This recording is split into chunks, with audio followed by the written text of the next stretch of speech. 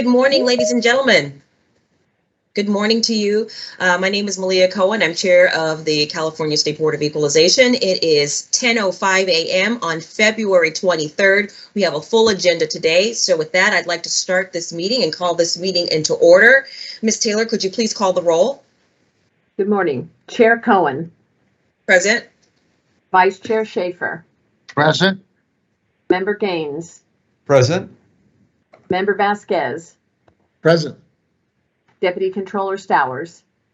Present. All right, a quorum is present and the board is called to order. Ladies and gentlemen, let's go ahead and start this meeting off with the Pledge of Allegiance. If you're physically able, please join me in rising, placing your right hand over your heart and repeating the Pledge of Allegiance. I pledge allegiance to the flag of the United States of America and to the republic for which it stands, one nation, under God, indivisible, with liberty and justice for all. Excellent, thank you. So just a reminder to everyone and to all the members that and the invited speakers that we are simultaneously sharing an open teleconference call line, and patience is needed to keep the audio clean, to keep the audio clear. So what we're doing is we're asking if you could turn to your speaker, if you could turn on, please ask for your turn to speak after each presentation has concluded so the transcriptionists can clearly hear and properly record the meeting. Thank you. And members, I'd like to open this meeting, this month's meeting, with an acknowledgement of Black History Month. I was wondering to see if any of my colleagues have any remarks that they would like to share. Yes, Madam Chair, real quick, if I could. Absolutely. Floor is yours. Good morning. I won't steal your thunder on Black History Month. I'll compliment it after you give your presentation, but I would like to just announce to you as well as all the members, and it just basically announced in the beginning of the meeting for the governor's historic appointment of a Court of Appeals Justice Patricia Guerrero to the California Supreme Court on February the 15th. Justice Guerrero is the first generation Californian raised by immigrant parents from Mexico in the Imperial Valley and is the first Latina to serve on the state's highest court.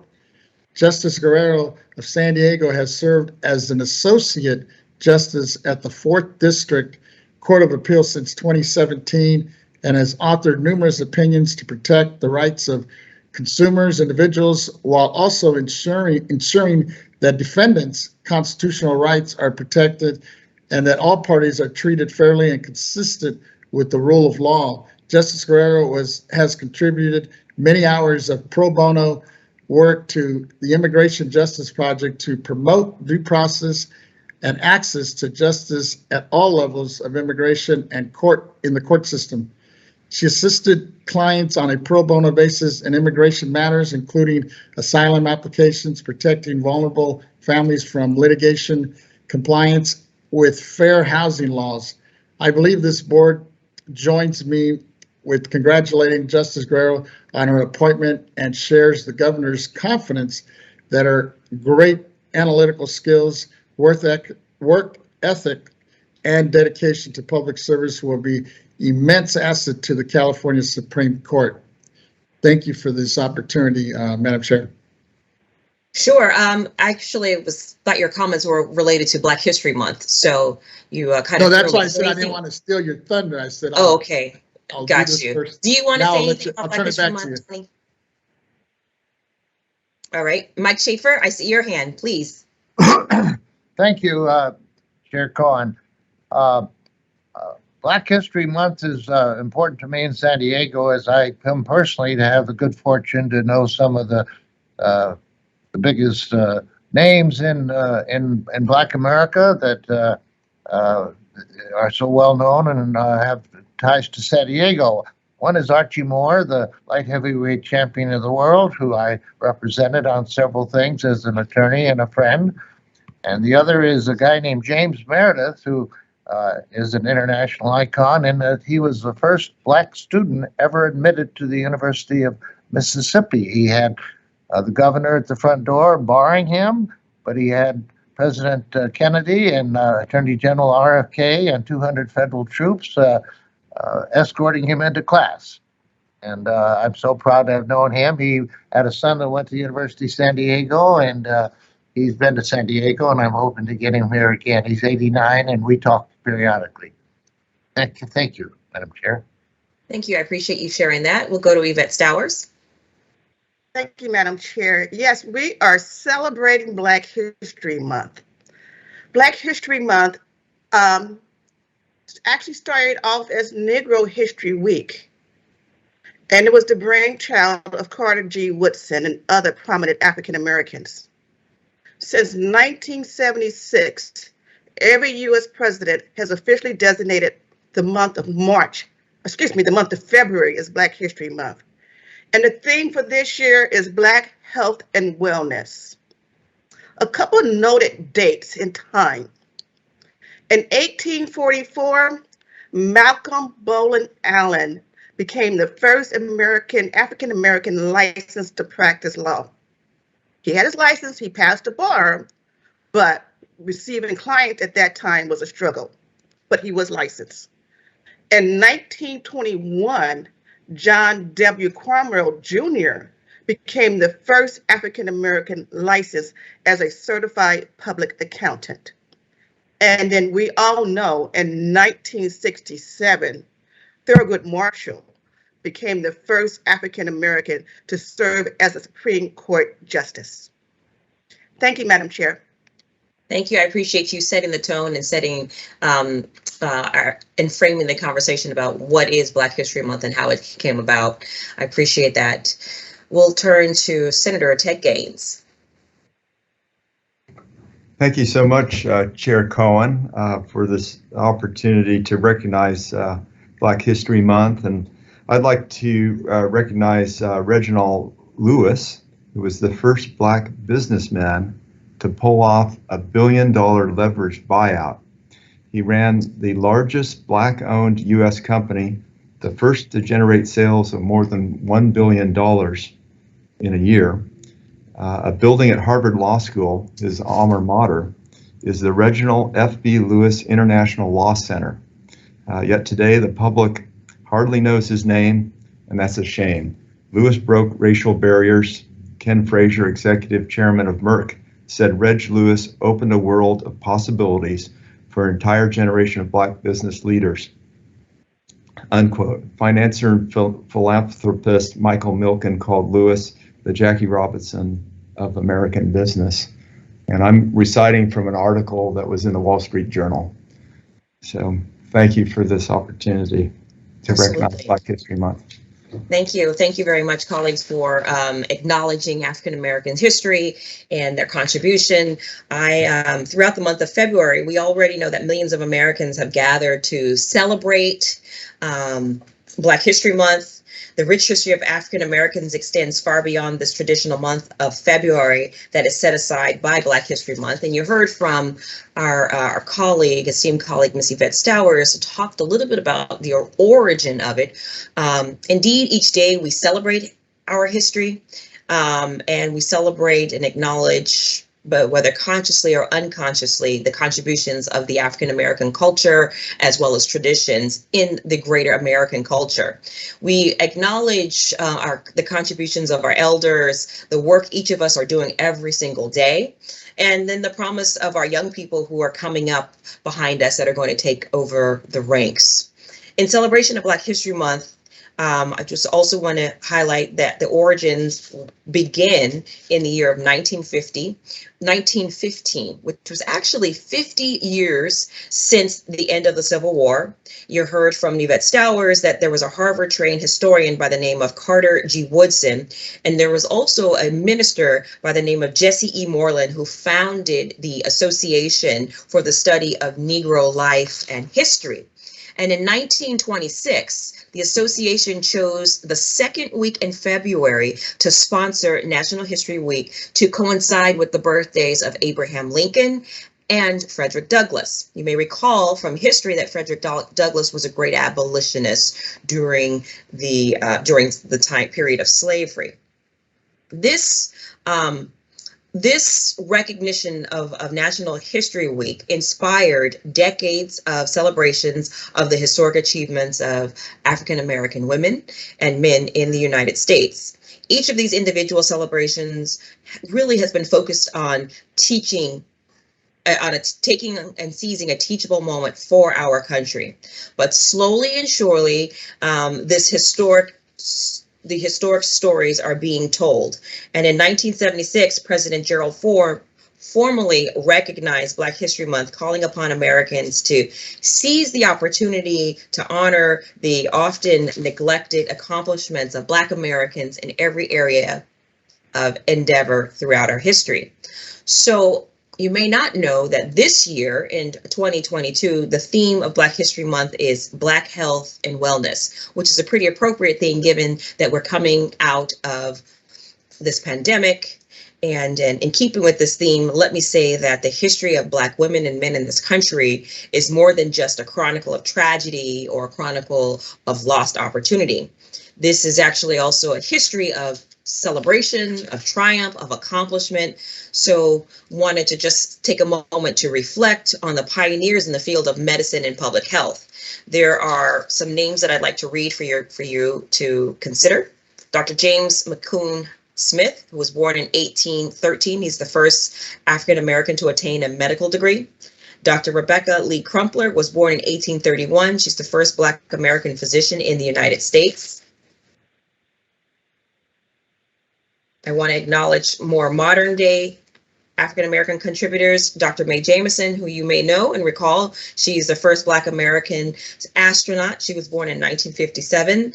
Dr. Marilyn Hughes Gaston was born in 1939. It's a pediatrician who became the first Black woman to direct Public Health Service Bureau.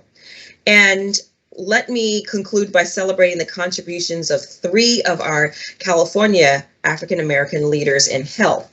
First, there's Dr. Eric Gooseby, who was born in 1952. He was raised in my hometown of San Francisco. He is the son of a civil rights pioneer, educator, and a dentist.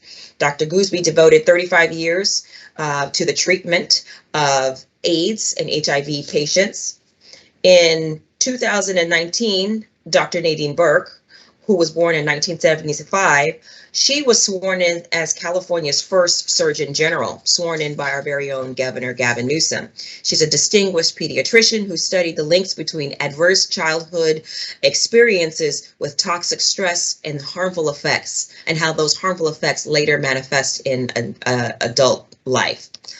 So with that, I'd like to recognize also the life and times of of a man named Bernard Tyson, who was responsible for the delivery of a healthcare system to over 12 million people. He was the president and CEO of Kaiser. We lost him just recently in 2019 at the age of 60. And he had an outstanding and distinguished career of 34 years in public service and public health. So colleagues, I'd like to just close out my remarks and thank you for allowing us an opportunity to celebrate and recognize Black History Month. It is February 23rd, and I'd like to close out on a high note, the celebration of this month. With that, seeing that there are no other comments, we can continue with the rest of our agenda. Thank you. Please call the next item.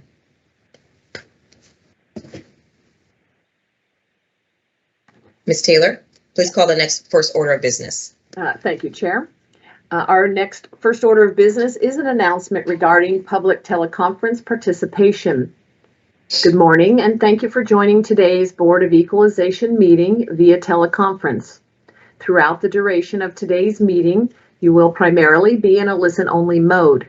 As you may know from our public agenda notice and our website, we have requested that individuals who wish to make a public comment fill out the public comment submission form found on our additional information webpage in advance of today's meeting, or alternatively, participate in today's meeting by providing your public comment live. After the presentation of an item has concluded, we will begin by identifying any public comment requests that have not been received by our board proceeding staff, with the AT&T operator providing directions for you to identify yourself. After all known public commenters have been called, the operator will also provide public comment instructions to individuals participating via teleconference. Guests in our Teams environment may comment on items other than that they are scheduled for during the public comment by raising your hand during the public comment portion of the meeting. Accordingly, if you intend to make a public comment today, we recommend dialing into the meeting on the teleconference line, as the audio broadcast on our website experiences a 1 to 3 minute delay.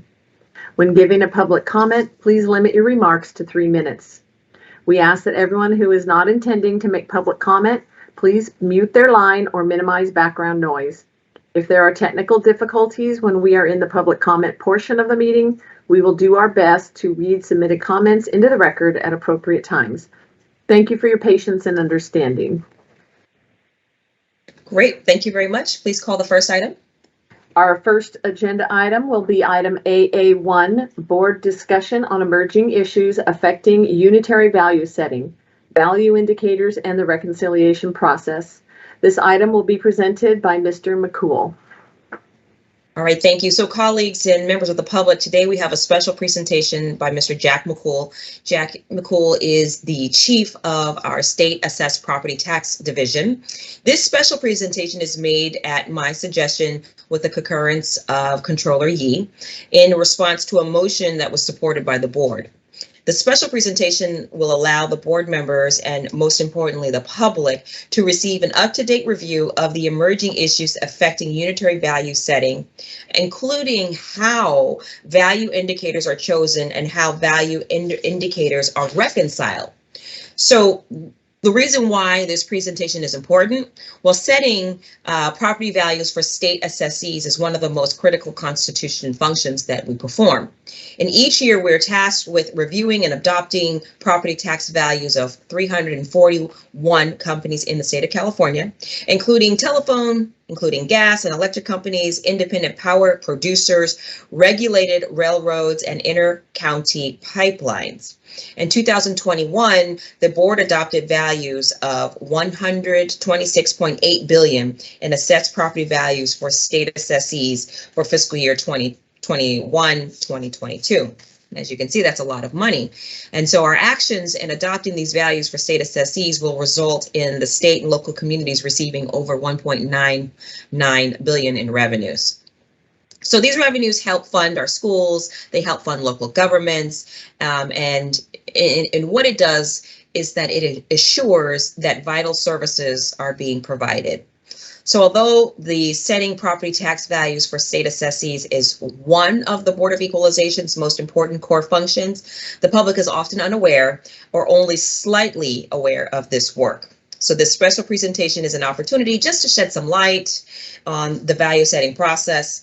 And in the interest of transparency, we welcome this presentation because it will highlight the important work of our State Assessed Property Tax Division. It also highlights our own work as board members when we review the property calculations. And unlike most property in California, the values for state assessed property are adopted each year. This process is outlined in our state constitution and drives the work for our staff. And of course, it drives our own work conducted with our individual offices.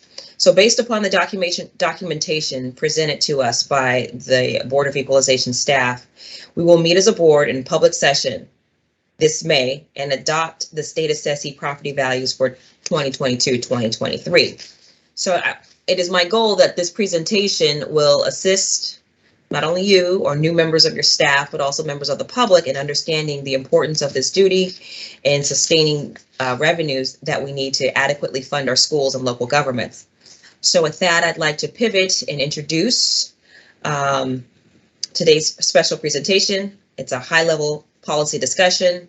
We will not and cannot legally discuss any individual companies. To do so would be a violation of our taxpayer confidentiality and taint our own work in adopting values for companies at our meetings in May. If you have questions, colleagues, please limit your questions to just policy issues only without referencing any state assessee. So with that, I'd like to introduce and welcome Mr. Jack McCool for the special presentation. Thank you, Mr. McCool. The floor is yours. Thank you, Chair Cohen, for the introduction. As Chair Cohen stated, my name is Jack McCool. I'm Chief of the State Assessed Properties Division. Today, I'll be making a presentation on issues affecting the annual value setting, specifically value indicators and the reconciliation process.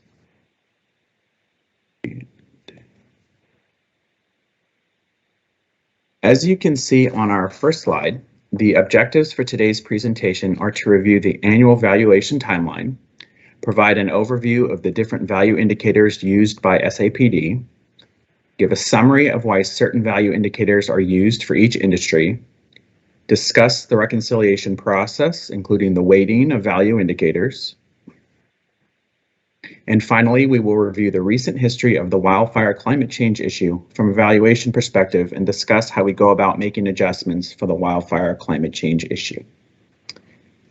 So I would like to begin by reviewing the timeline of the annual valuation process. In January and February, SAPD staff began holding meetings with state assessees. During these meetings, we discuss topics of interest or concern that state assessees have, and we may also discuss new legislation, regulation, or industry developments.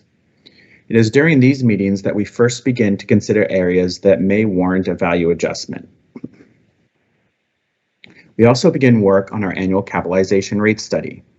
Rates derived in this study are used in the income approach value indicators and are developed using market data as well as industry input. Staff are also working on developing the annual condition percent good and replacement cost new factors. These factors are used in our cost approach value indicators and are developed using both market and industry data.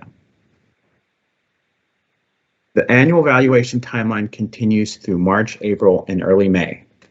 The annual property statements submitted by state assessees are due beginning March 1st.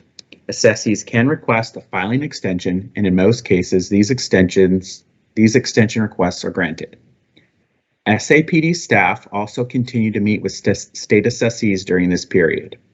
We may request additional data or information based on these discussions. It is during this period where we begin to formulate value adjustments based on information gathered during our meetings with state assessees.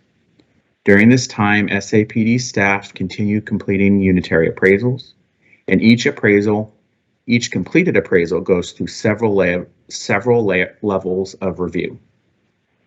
In addition, assessees have the opportunity to review their appraisal and the work papers. Continuing with the valuation timeline, in mid-May, SAPD transmits the confidential value indicators and the final value estimates to the board in the form of the appraisal data reports for the board's consideration. During the annual unitary value setting at the May board meeting, the board adopts the unitary values. Notification of assessed values come in several forms. First, BOE's Communications Office issues a public news release which announces each assessee's board-adopted unitary value. Staff also send each assessee a notice of unitary value by June 1st of each year, which is required by the Revenue and Taxation Code Section 731. A notice of allocated assessed values is then sent by June 15th, as required by Revenue and Taxation Code Section 746. That brings us to the topic of value indicators. Value indicators are estimates of market value for state assessed property that are calculated according to recognized appraisal principles and statutory requirements. Property Tax Rule 902 states in part that each year SAPD shall, quote, develop value indicators applicable to the unitary property of each state assessee, end quote. More than one value indicator may be calculated for each assessee. The appraiser must decide which indicator or indicators represent the best estimate of the property's value. To summarize, a value indicator is simply the value estimate that an appraiser calculates using one of the widely recognized approaches to value.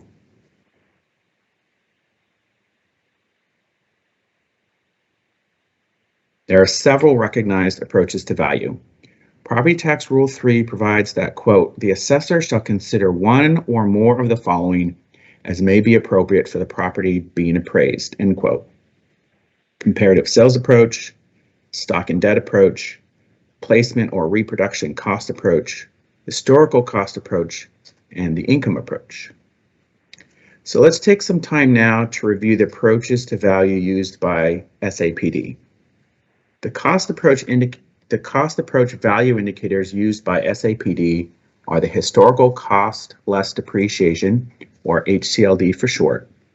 This is the historical or original cost of the property minus the accumulated depreciation. It is an important indicator for closely regulated public utilities. SAPD also uses the reproduction cost less depreciation approach, which is the estimate of current cost to replace existing property with a new exact replica. Staff uses index factors applied to the cost of property adjusted by a percent good factor to calculate the amount of depreciation. Replacement cost less depreciation is the estimate of the current cost to replace existing property with a new equivalent. Here, staff use index factors applied to the cost of property by year and then adjusted by a percent good factor to calculate the amount of depreciation. On this slide, we see that the income approach value indicators used by SAPD. Our main income approach indicator is the capitalized earning ability, or CEA approach. The CEA is a method that converts future anticipated income into present value. SAPD primarily utilizes two types of CEA value indicators. The first is the perpetual life model, which assumes that the income stream is sustained into perpetuity. The second is the limited life model, which assumes the income stream has a finite life. The term, when using the limited life model, is usually tied to a contract or other defined document. SAPD also uses the net liquidation value indicator, also known as the salvage value. This approach is based on the principle that the highest and best use of the property would be to sell the assets for the liquidation value rather than continuing to operate the company as a going concern. The salvage value indicator is used mainly for certain short line railroads. The sales approach value indicator used by SAPD is a variation of the traditional comparative sales model. The nature of utility companies makes them less likely to be subject to sales. Additionally, there are usually very few comparable sales of utilities that our appraisers can use to calculate a comparative sales value indicator. Instead, our staff will attempt to obtain details of a sales agreement that pertains to the portion of the sales price that was allocated to the physical assets. Staff must also remove assets exempt from taxation from the sales price as part of calculating the sales model value indicator. Now that we have reviewed the value indicators used by SAPD, I thought it would be helpful to review applicable parts of the appraisal process before we move to the next topic, which will be a review of which indicators we calculate for each industry and the reasoning behind that. Part of our appraisal process is to evaluate which value indicators make the most sense for each industry and also for each state assessee's unique circumstances. The appraisers always review the prior year appraisal before beginning the appraisal for the current year. Part of that review will include a review of any prior year petition issues, if there were any. Appraisers will also consider what data is available, whether and how the assessee is rate regulated, whether the assessee has a stable income stream, whether the income data includes data for a parent company or a subsidiary, and various other questions along these lines. Based on what is learned in the above process, appraisers will then calculate the indicators they feel are most applicable based on the property statement data submitted by the state assessee.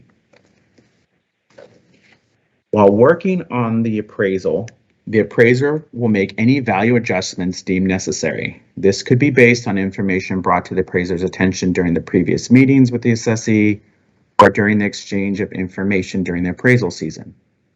Decisions to make an adjustment typically involve senior appraisers and managers in addition to the appraiser. The appraiser will then reconcile the value indicators, which we will cover in more detail later in the presentation. But reconciliation is a process by which the appraiser must carefully choose the most appropriate value indicator or indicators. Finally, the appraiser must present the final value estimate. In SAPD's case, this is done via the confidential appraiser data reports provided to the board annually each May. Now I'd like to take some time to review the value indicators that we typically use for each industry group and why we use those particular indicators for each industry. First, I would like to review the value indicators typically used for our gas and electric industry. For investor-owned utilities, the primary value indicator is the historical cost less depreciation, or the HCLD value indicator. The perpetual life CEA is also typically given consideration for these types of assessees. There are several appraisal texts that state that the HCLD is a reliable indicator of market value for closely regulated public utilities. They include the Assessor's Handbook 502 Advanced Appraisal on page 146, the Unitary Valuation Methods book on page 1, and the Western States Association of Tax Administrators Handbook, page 11-8. Gas and electric industry value indicators are continued on this slide, where we will have further support for using the HCLD value indicator for rate regulated utilities.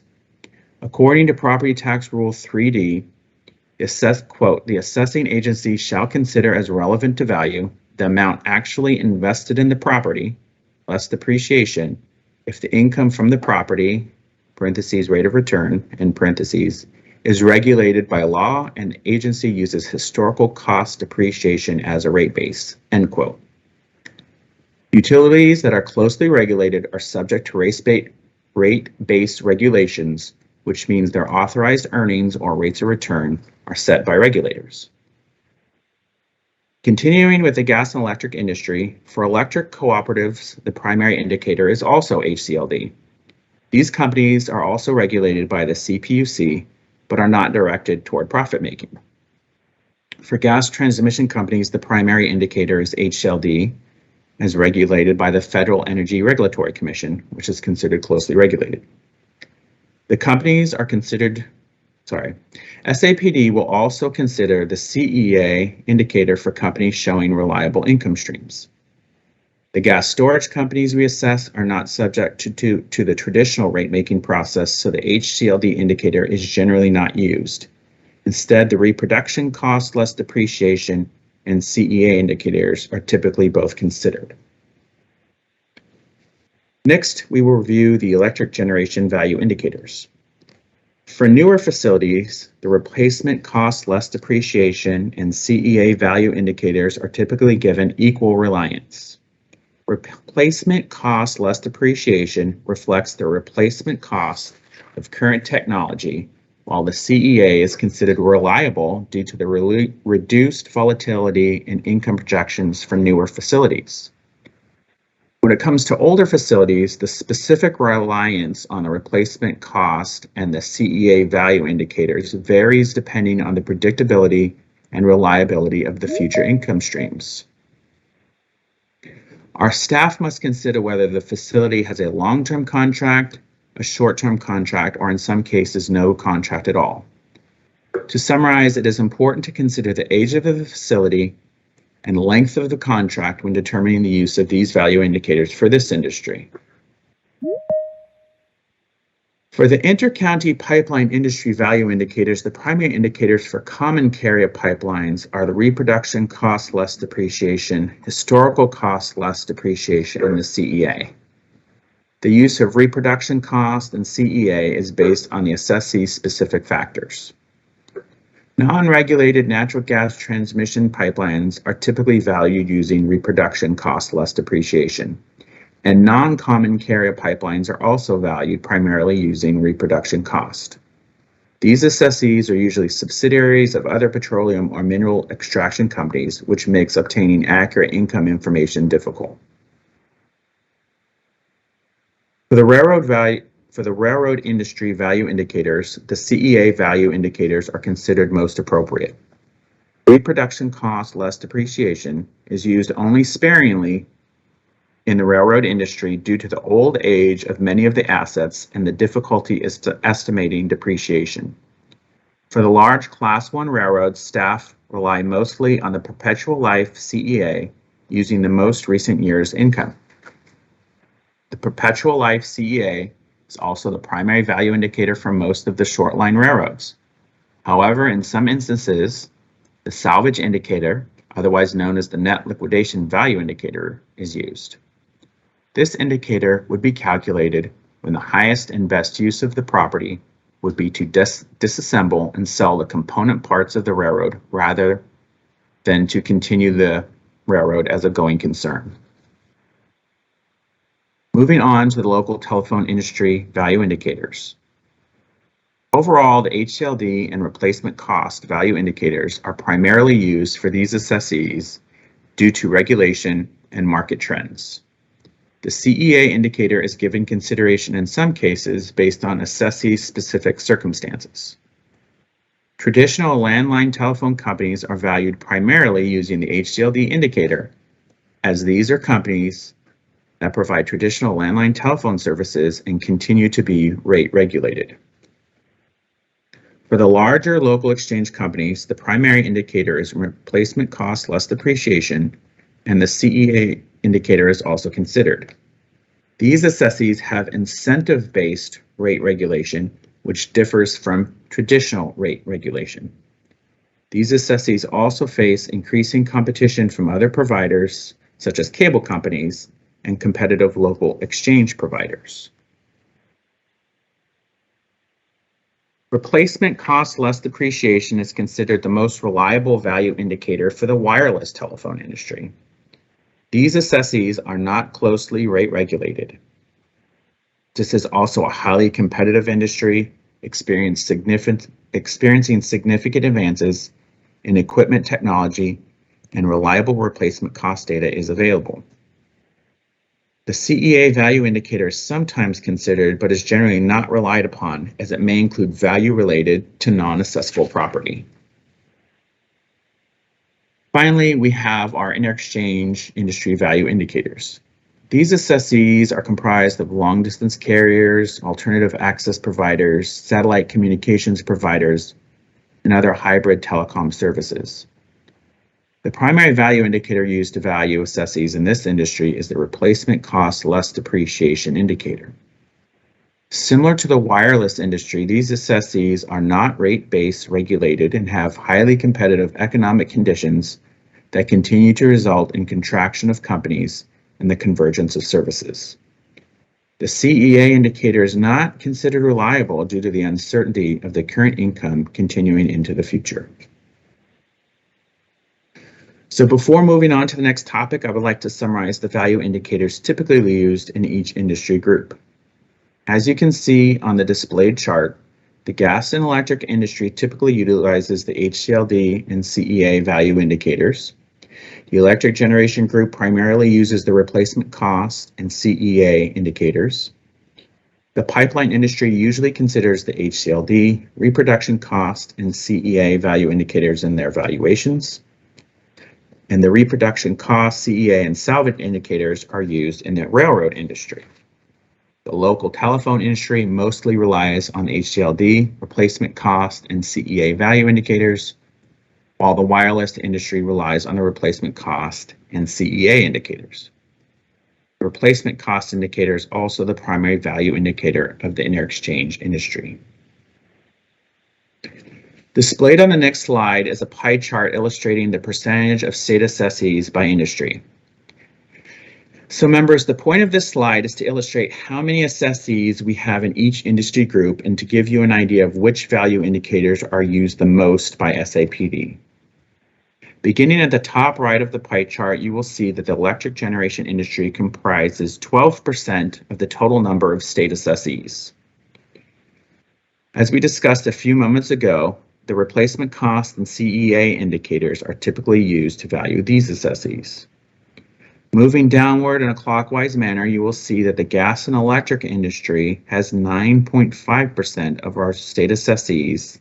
And if you recall, the HCLD indicator is generally considered the most reliable value indicator for this industry, with consideration also for the CEA indicator. The pipeline industry makes up about 7.4% of the total number of state assessees, and we use a combination of the reproduction cost historical cost less depreciation, and CEA indicators for these assessees. Continuing downward on the right-hand side, you will see that the railroad industry makes up about 10.6% of the total assessees. And as mentioned, we typically use the CEA models to value assessees in this industry. The local telephone industry makes up only 5.4% of our assessees, and we mostly use the replacement cost indicator with some use of the historical cost less depreciation indicator. Finally, completing our clockwise direction, you will see first that the wireless industry is 7.2% and the interexchange industry is by far our largest industry group at 47.9% of all state assessees. As just discussed, the replacement cost indicator is the primary value indicator for both of these industry groups. So members, I hope that helps to put into perspective how the different value indicators or approaches to value are utilized by the State Assessed Properties Division. Now we will move into the final phases in the appraisal process: reconciliation and the final value estimate. According to the Assessor's Handbook 501 on page 110, the final analytical step in the appraisal process is to reconcile value indicators from the separate approaches utilized in the appraisal into a final estimate of value. Resolving the differences among the value indicators is called reconciliation, and the result of reconciliation is the final value estimate. According to the Appraisal Institute, reconciliation of the value indicators is, quote, the process by which the appraiser evaluates, chooses, and selects from among value indicators to reach a final value estimate, end quote. The Institute goes on to say that, quote, the appraiser must rely on their experience, expertise, and professional judgment to determine the validity of each value indicator and appropriateness for the property being valued, end quote. That text can be found in the Appraisal Institute's Understanding the Appraisal on page 13. The word reconciliation has different meaning in accounting versus in appraisal. According to the Oxford Dictionary of Accounting, in accounting, reconciliation is a procedure for confirming that two sets of records are in agreement. In appraisal, reconciliation is a process in which the appraiser conducts an analysis of the relative appropriateness of the approaches applied, the accuracy of the data collected and the calculations made, the quantity of the data available for each approach, and the consistency in the manner in which the approaches to value were applied. That definition is according to the Assessor's Handbook 501, Basic Appraisal, page 110. That brings us to the weighting of indicators as part of the reconciliation process. Deciding how much weight should be placed on each value indicator is part of the reconciliation process. As the Appraisal Institute describes on page 13 of Understanding the Appraiser, the appraiser weighs the relative significance, applicability, and defensibility of each approach and relies most heavily on those most appropriate to the intended use of the appraisal, end quote. The Western States Association of Tax Administrators has further guidance in their handbook, specifically on page V11-4, in which the text states that, quote, averaging the value indicators is not a proper method since it would imply that all value indicators are equally valid, and this is rarely the case. Use of an average bypasses the proper application of an appraiser's experience, expertise, and professional judgment to resolve the differences in the value indicators, end quote. To summarize, the appraiser is drawing on all of their appraisal experience, expertise, and judgment to carefully evaluate the appropriateness of the approaches, the quality and quantity of the data available to determine how much weight should be attributed to each of the value indicators. And that brings us to the final value estimate. The final value estimate is an appraiser's expert opinion of values supported by verifiable data. There is no mathematical formula or statistical technique, as we just discussed. It is an opinion that should be based on the appraiser's application of generally accepted appraisal methods and procedures, taking into consideration each state assessee's unique situation. I would now like to discuss how SAPD shares reconciliation and the final value recommendation with the board. The State Assessed Properties Division annually transmits the value indicators to the board in the form of the Appraisal Data Reports, or ADR, prior to the May value setting. The appraisal data reports show the value indicators that were calculated, as well as the weighting assigned to each value indicator. The reports also show staff's final value recommendation. SAPD also includes appraisal narratives with ADR for most of the larger state assessees, which document each appraiser's reconciliation of the value indicators. The appraisal data reports are considered confidential under Revenue and Taxation Code Section 833 and Government Code Section 15619.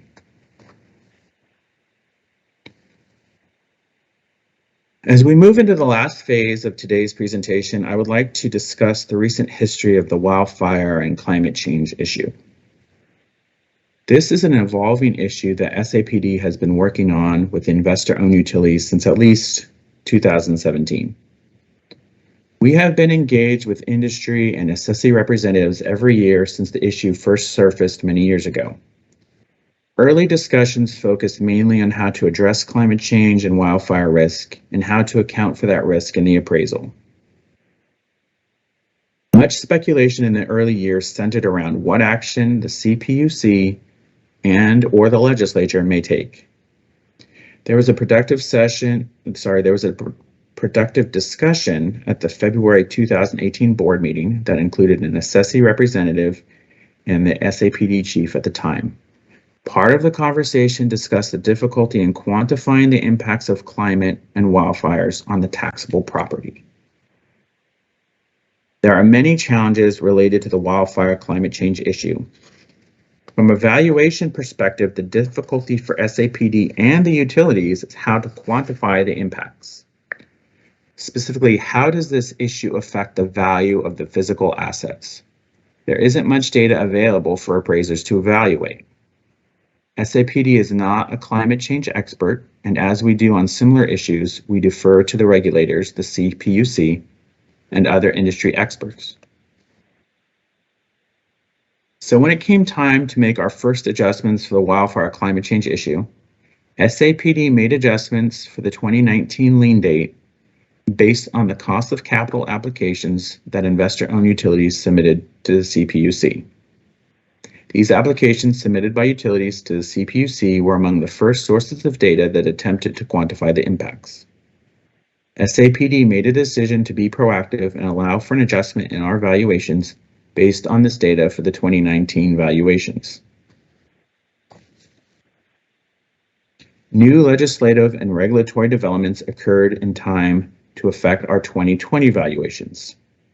Specifically, the legislature passed Assembly Bill 1054 in the second half of 2019, which established a wildfire insurance fund and included other provisions, all designed to stabilize credit markets for the investor-owned utilities. The CPUC also announced rate case decisions for the major utilities in December of 2019. The investor-owned utilities had included requests for an equity risk premium in their rate case applications, but the CPUC ultimately denied this request, stating that AB 1054 and other policies had, quote, mitigated wildfire exposure faced by California's utilities, end quote. SAPD met with the utilities in early 2020 to discuss AB 1054 and the CPUC rate case decisions. Part of the discussion centered on how to treat payments to the AB 1054 wildfire fund, the required mitigation costs, and other provisions.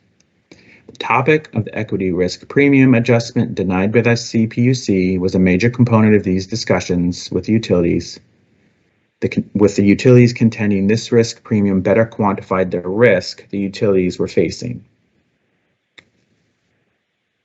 This brings us to the value adjustments made in response to the CPUC rate cases and Assembly Bill 1054. SAPD considered all of these conversations carefully. We analyzed the CPUC decisions and analyzed the provisions of AB 1054.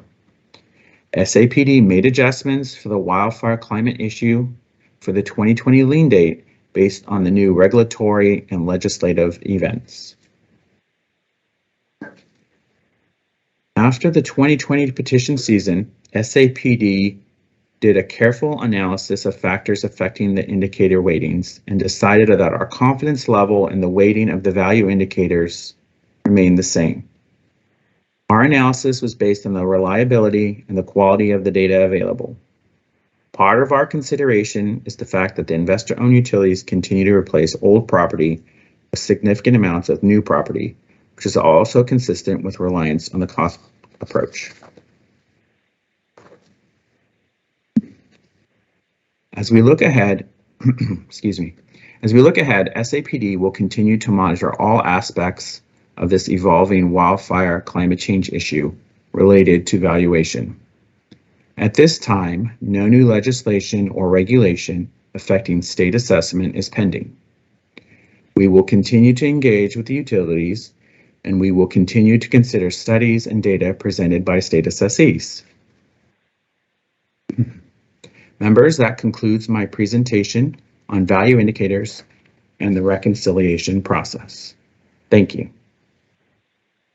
Awesome. Thank you for that very thoughtful and thorough presentation. Let me see if my colleagues have any questions. All right, Mr. Vasquez, go for it. Just real quick, first of all, thank you, Mr. McCool, for that in-depth presentation. And I know you and your staff must have spent quite a bit of time in preparing this. But I have, I guess, a couple questions. One, in terms of the value indicators, you kind of touched on that. How long has it been since the department went back to see if such value indicators are current with today's specific issues? Kind of like what you mentioned with the wildfires and disasters.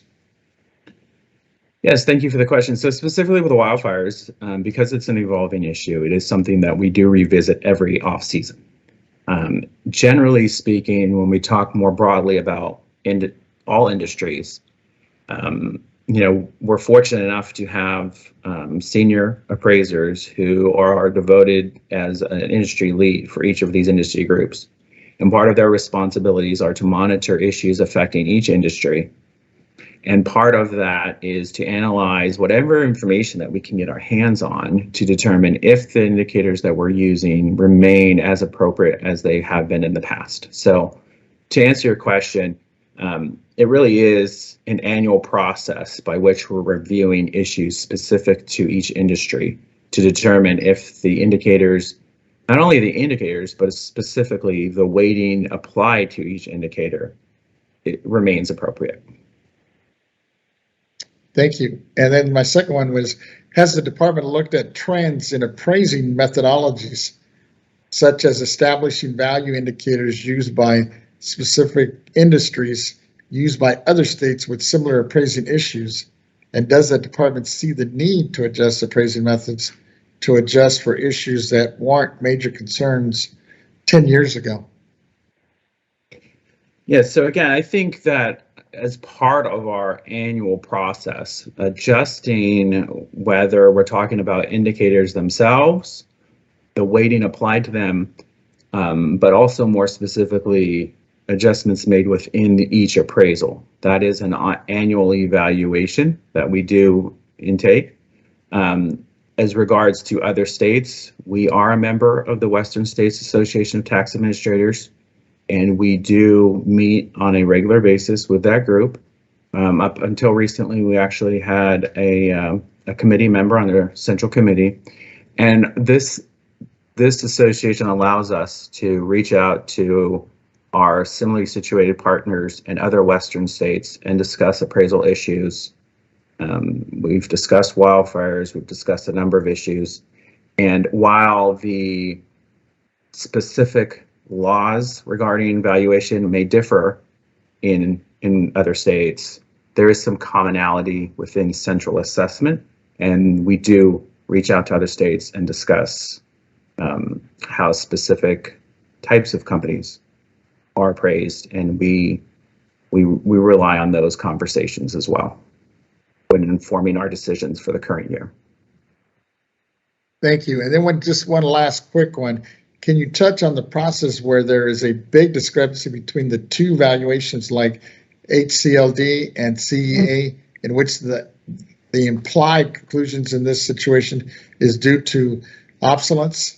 I understand it is ultimately the appraiser's opinion to verify or confirm that the differences are in fact due to the obsolescence.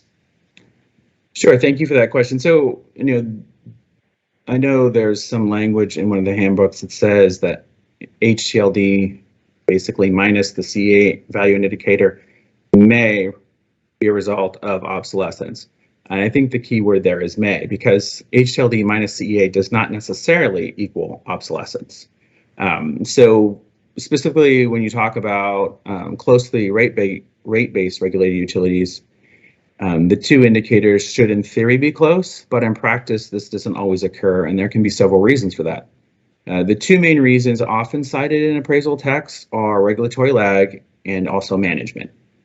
There's other factors as well. There's discussions about inter-year accounting adjustments, and then also deviations from any established earning projections that was part of the CPUC rate case decisions.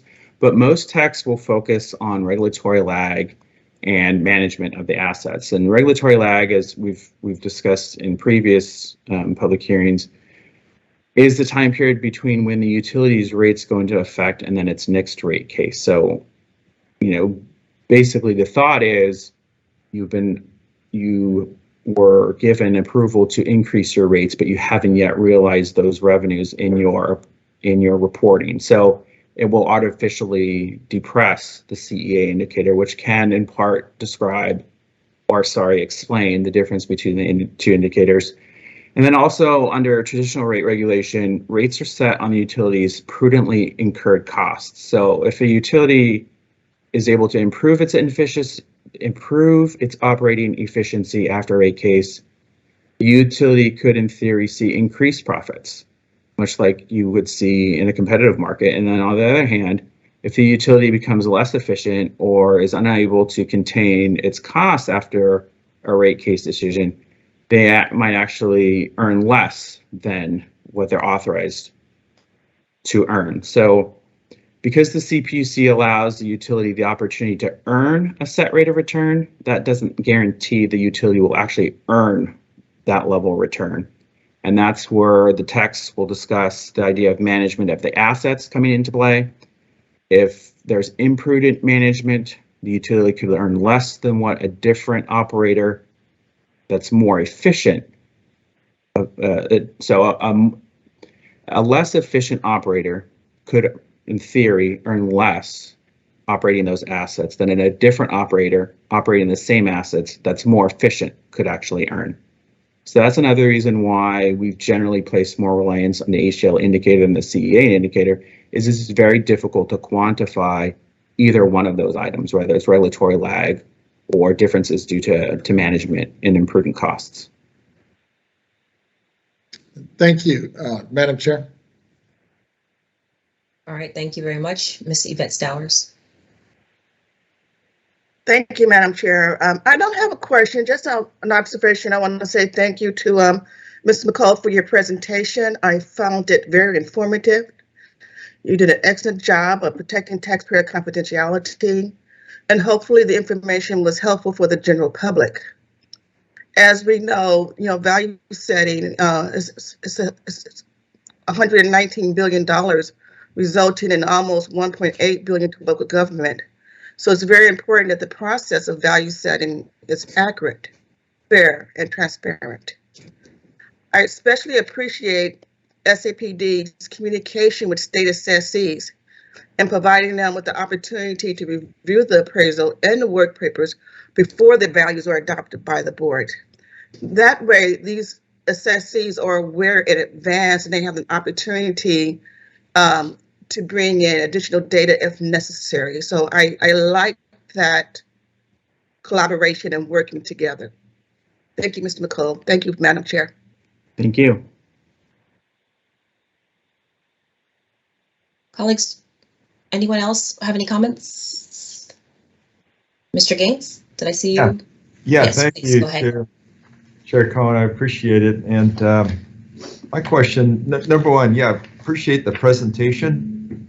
And I was just highlighting this wildfire climate change issue in terms of the mitigation measures put in place as a result of AB 1054.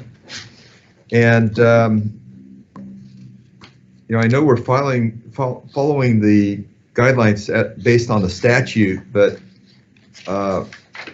my concern is, are we setting aside enough money in the mitigation fund to offset the exposure from wildfire?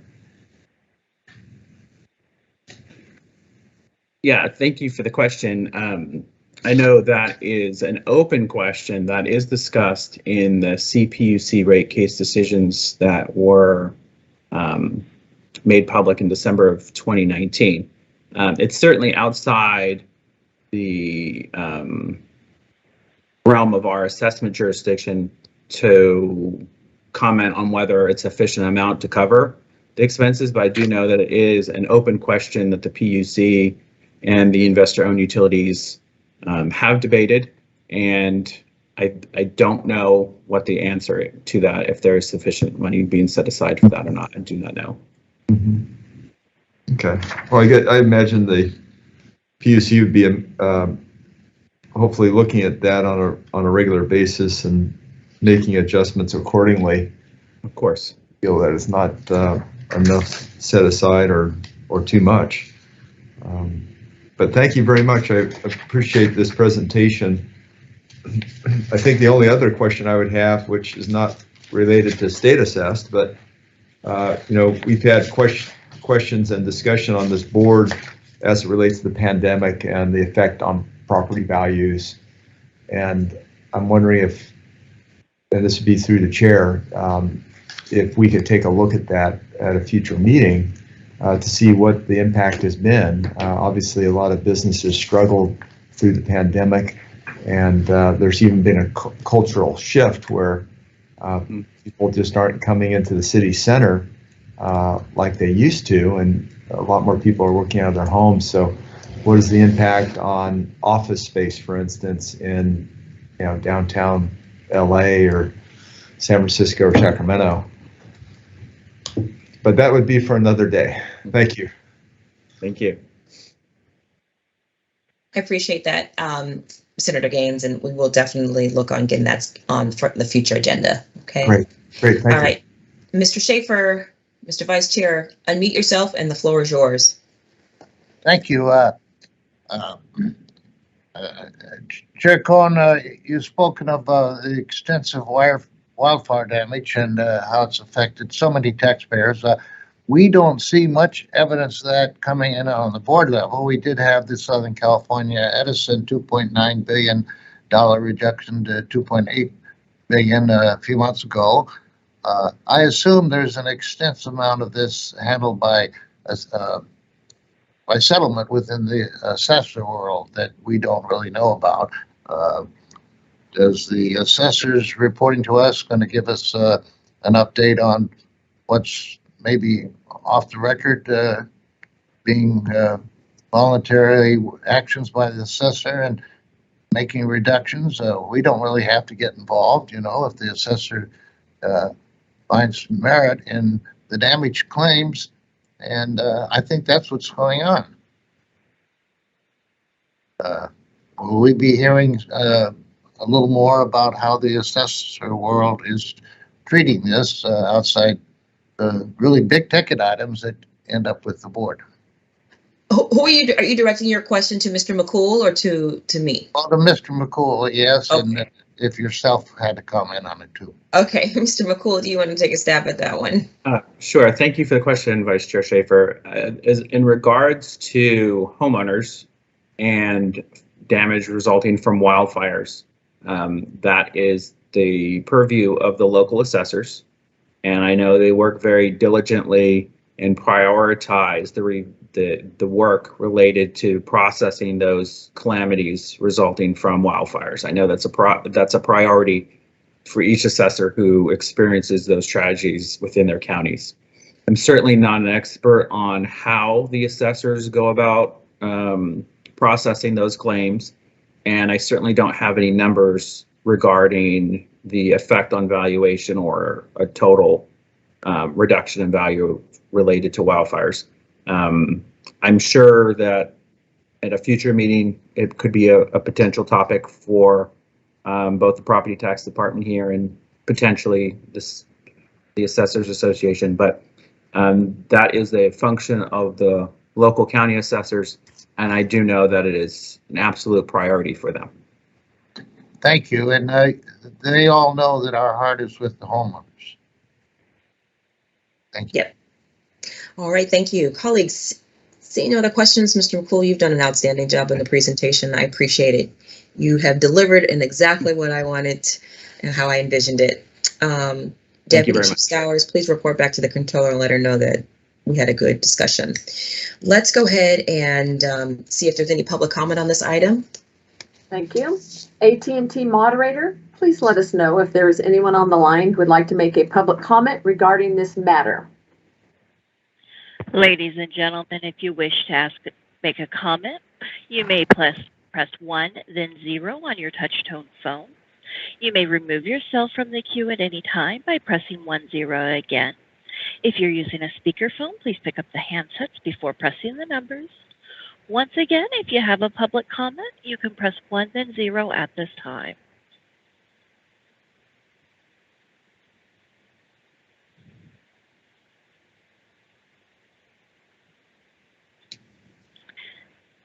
At this time, it appears nobody's queuing up. Thank you. All right, please call the next item. The next item is C1A, public hearing, property taxes, presentation on capitalization rates and other factors affecting values, state assessees and/or representatives' presentations on capitalization rates and other factors and procedures affecting fiscal year 2022 to 23 property values of California public utilities, railroads, and pipelines. This matter will be introduced by Mr. McCool. Good morning again, Chair Cohen and honorable members of the board. Once again, I'm Jack McCool, Chief of the State Assessed Properties Division. I am here to introduce the State Assessee's presentation on capitalization rates and other factors affecting value. Under Property Tax Rule 903, the board provides state assessees with the opportunity to make public presentations regarding the valuation of their unitary property. These presentations are informational and do not require any board action. I am not aware of any state assessees that are planning on making a presentation today. However, I will note that the State Assessed Properties Division staff has met with several state assessees already this year to discuss matters related to the upcoming valuation season, and we have additional meetings scheduled for the remainder of this month. We will also continue to make ourselves available to any state assessee that would like to meet with us. That concludes my presentation for this item. Thank you. Colleagues, any questions for Mr. McCool? All right, seeing none. Ms. Taylor, do we have any scheduled speakers or public comment? We do not have any scheduled speakers, so we will call for public comment. AT&T moderator, please let us know if there is anyone on the line who would like to make a public comment regarding this matter. Once again, if you would like to make a public comment, please press 1, then 0 at this time.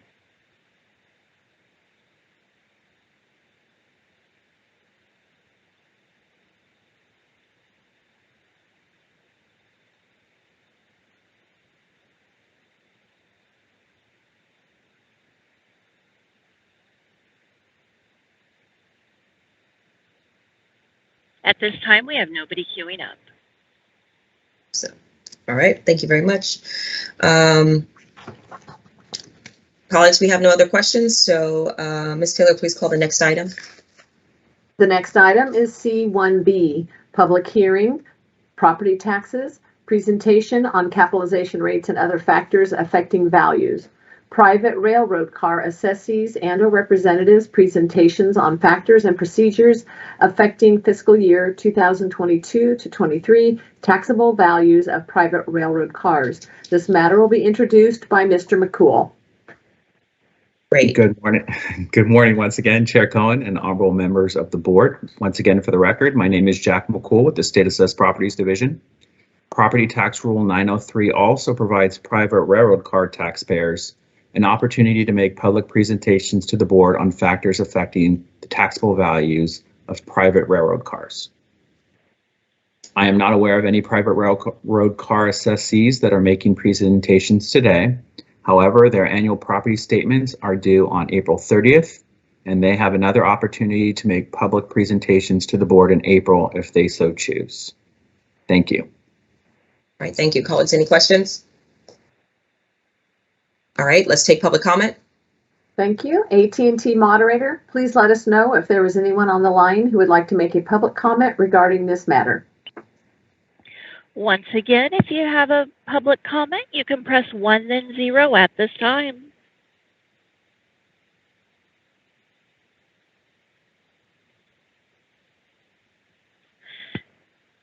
And nobody has queued up. Okay, great. Thank you. Next item. The next item is E3A, Tax Program Non-Appearance Matters, Adjudicatory. Legal Appeals, Property Tax Matters, Section 40 Decisions. Southern California Edison Company, 0148, SAU 21-007. This matter will be presented by Ms. Garrett. Good morning, Chair Cohen and honorable members. I am Sarah Garrett, an appeals attorney for the board. Members, as you'll recall, Southern California Edison Company's 2021 appeal was decided by the board in December 2021. This decision was final at the time it was made by the board.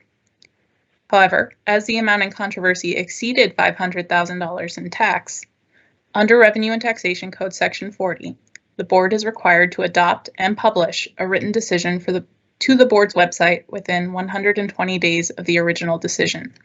This allows for transparency and memorialization of the board's decision. A draft non-precedential written decision has been submitted for your consideration. The appeals attorney recommends that the board adopt this written decision to fulfill the board's obligations under Section 40. Thank you. Great, thank you. Colleagues, any questions? All right, let's go ahead and let's take public comment and then we'll take a motion. AT&T moderator, please let us know if there is anyone on the line who would like to make a public comment regarding this matter.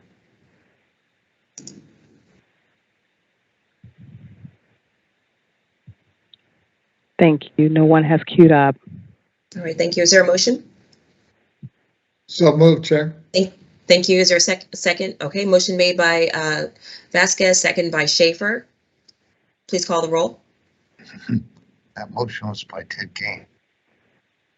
I'm sorry.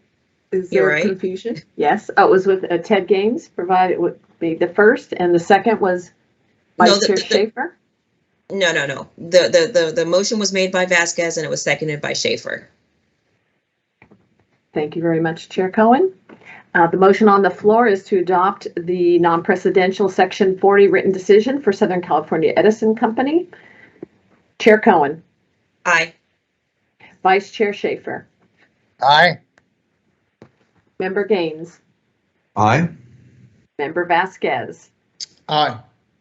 Deputy Controller Stowers. Aye. The motion passes. Great. Thank you very much. The next item is E3B, Tax Program Non-Appearance Matters Adjudicatory, Legal Appeals, Property Tax Matters, Section 40 Decisions, Russell City Energy Company, LLC, 1151 SAU 21-008. This matter will be presented by Ms. Garrett. Thank you, Ms. Taylor. I believe it was 028, just for the record. Thank you. Good morning again, Chair Cohen and honorable members. Once again, I am Sarah Garrett, an appeals attorney for the board. Similarly, the 2021 Russell City Energy Company, LLC appeal was previously decided by the board in December 2021. The decision was also final at the time it was made. As this case had an amount in controversy that exceeded $500,000 in tax under Revenue and Taxation Code Section 40, the board is also required to adopt and publish a written decision to the board's website for this case to allow for transparency and memorialization of the board's decision. A draft non-precedential written decision has been submitted for your consideration. The appeals attorney recommends that the board adopt this written decision to fulfill the board's obligations under Section 40. Thank you. All right, thank you very much. Members, any questions or? All right, seeing none, let's take public comment. AT&T moderator, please let us know if there is anyone on the line who would like to make a public comment regarding this matter.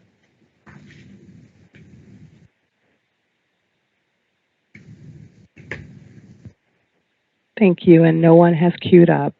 All right, thank you. Let's see, is there a motion on this item? Motion to approve. Motion made by Senator Gaines, second by Vice Chair Schaefer. Please call the roll. The motion on the floor is to adopt the non-precedential Section 40 written decision for Russell City Energy Company. Chair Cohen. Aye. Vice Chair Schaefer. Aye. Member Gaines. Aye. Member Vasquez. Aye. Deputy Controller Stowers. Aye. The motion passes. The next Great. item is F1A, C, and D, other tax program non-appearance matters, property tax matters. And this item includes two items, audit and roll change. First, Mr. McCool will present the audits, which may be voted on individually or collectively.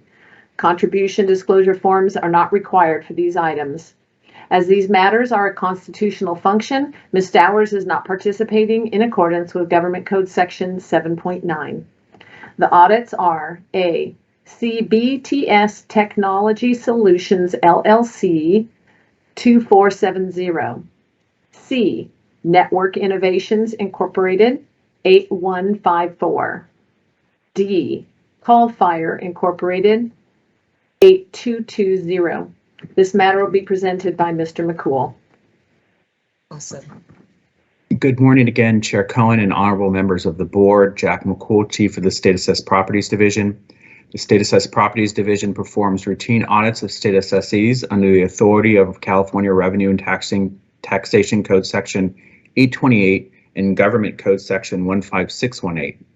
The purpose of the property tax audit is to determine the accuracy, completeness, and reliability of the financial data furnished by state assessees and used by the board in the valuation process. Audits also include an internal review of the methods, calculations, and assumptions used by the State Assessed Properties Division staff. Before you today for your consideration are 3 property tax audits completed by State Assessed Properties Division staff. The assessees have been presented with a copy of the audit report and provided an opportunity to provide additional information in response to the audit report. None of the assessees to date have provided additional information. I am available to answer any questions if needed, and I ask for your adoption of these 3 audits. Thank you. All right. Colleagues, any questions about the audits? This is Member Gaines, if I Senator could. Gaines, go ahead. It's just a question of clarification. Can you go over the audits? Because I believe one of these was deleted from our agenda.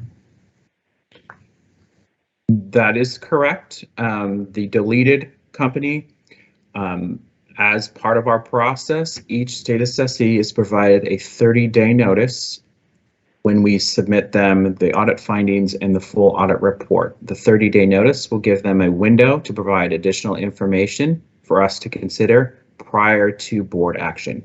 So for that particular assessee, they were pulled from the agenda because while they did not initially suggest they would provide information, they did provide us with additional information within that 30-day window. So we have removed that item from this month's agenda so that we may consider the information they provided in full. And what are those 3 that are remaining, just for clarification to me? The 3 remaining companies are CBTS Technology Solutions LLC, number 2470, Network Innovations Incorporated, number 8154, and Call Fire Incorporated, 8220. That's great. And then should these be presented in separate motions? Question through the chair. I don't know if we're voting on each of these individually or. Well, we're the board. We're the board. We can decide. What would you like? Would you like Well, it individually, or I was just going to take them all together? Yeah, that's Let's do them fine. together. Okay, yeah, that's what I was going to do. Take it all together. If that's okay with everyone, we seem to have a consensus. So, perfect. Okay, Mr. McCool. It's the pleasure of the board. I ask for the adoption of the 3 property tax audits under your consideration. So Okay. moved. So this does require a board action, yes. Yes, thank you. Before we take that vote, we do need to take public comment. So we'll take up that motion in a second. Ms. Taylor, could you please go to the public? Thank you. AT&T moderator, please let us know if there is anyone on the line who would like to make a public comment regarding this matter.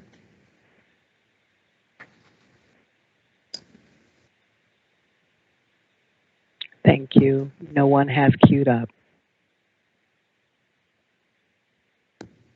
All right. Well, let's see. There was a motion to adopt was made by Senator Gaines. Is there a second? Second by Member Vasquez. Let's call the roll, please. Actually, no, Madam Chair, I was going to suggest if we're going to take them up together, why don't we hear the second one and just make a motion for the 2? Is that okay? Fine with me. Because it doesn't seem like there's an objection to them. Doesn't seem like an objection at all. So what we'll do, okay, so we have an open Put that on motion. hold. Yeah. Well, didn't get a Decide- second anyway, so let's just move forward, right? Right, there was no second. It's just an open item. So let's go ahead and call the next item, and then we will take a vote on. We'll create a motion for both items. All right, thank you, Ms. Chairman Cohen. The next item is F1E, roll change, 2021 board roll of private railroad cars. As these matters are constitutional function, Ms. Stowers is not participating in accordance with Government Code Section 7.9. This matter will be presented by Mr. McCool. Thank you, Ms. Taylor. Again, Chair Cohen and members of the board, Jack McCool, State of Assessed Properties Division Chief, just for the record. Revenue and Taxation Code Section 11426 allows for the correction of errors to the private railroad car roll. Before you today for your consideration and adoption is one change to the private railroad car roll. The change is being recommended to correct a staff error that resulted in incorrect application of a penalty for late filing of the property statement. Thank you for your consideration of this matter. I'm available to answer any questions if the board has any. And I ask for the board's adoption of this roll change. Thank you. Okay, thank you. So let's go ahead and take public comment on this, and then we'll wrap up both the motion for both these items. Certainly. AT&T moderator, please let us know if there is anyone on the line who would like to make a public comment regarding this matter. Or do we have that, or is it on Ted? It's in, I'll forward it to you. I can't. Someone needs to mute their mic. I'm sorry, not sure who it was. Great, thank you. Ms. Taylor, I'm sorry. No one please has continue. queued up. No one's queued up? All right, thank you. All right, Mr. Vasquez, can you go ahead and make a motion for both items? Sure. I move that we adopt the 2 items as staff recommended, as their recommendation. Second. All right, so motion made by Vasquez, second by Gaines. Let's call the roll. Oh, well, The motion on the floor is to adopt the audit findings and adopt the board roll change as recommended by staff.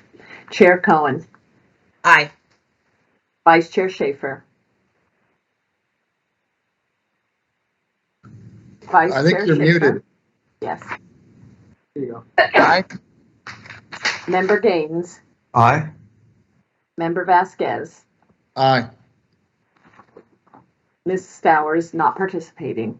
The motion passes. Great, thank you. Thank you. Ms. Taylor, let's call the next item. The next item is J1, Administrative Consent Agenda, Retirement Resolutions for Andrew Andy B. Austin and Barry W. Fraser. Okay, colleagues, we're going to take a 5-minute recess, and then we will take up the next item. Thank you.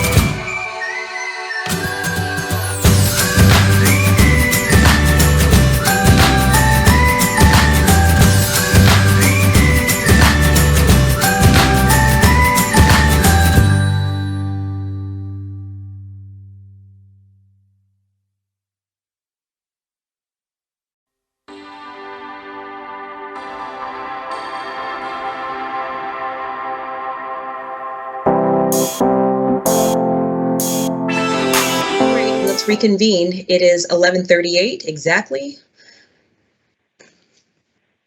And we left off, we just called item J1, administrative consent agenda, retirement resolution. So at this time, what I'd like to do is I want to congratulate Mr. Austin and Mr. Frazier for their dedicated service, not only to California, but also to the Board of Equalization. Let's see, Ms. Fleming, is there any remarks that you'd like to say? Just on behalf of the agency, we are very proud and extending our congratulations to both Mr. Andrew Austin and Barry Frazier, who have just been rock stars in the organization, serving us well for a number of years. Again, we wish them congratulations in this next chapter of their life and appreciate all that they've done for the Board of Equalization and to this great state of California. So, Madam Chair, thank you for the opportunity to comment. Congratulations, guys. Absolutely. Thank you. Colleagues, are there any comments that you'd like to say? Madam Chair, if I could. Please, yes. Yes, I would also like to add my sincere congratulations to both Andy and Barry for their very valuable service, not only to the board, but to the Board of Equalization as a whole, for your tremendous contributions toward fulfilling our BOE mission over these years. And wish you nothing but the best and healthy and enjoyable retirement moving forward. And once again, I have to say I'm jealous. There's many more years of work ahead of you, Mr. Vasquez. I know. Mr. Gaines, I see your hand. Yeah, I just want to also thank Mr. Frazier and Mr. Austin for their many years of dedication to the BOE, and thank them also for the transition too, because there were a lot of changes that occurred in the BOE as a result of AB 102. And so I'm glad that they were able to hang on and keep the institutional memory within our agency. And I just wish them the best in retirement. So thank you for your service. All right. Well, we will keep moving. Ms. Taylor, please call the next item. Or I guess, do we need to take public comment on this? There's no action.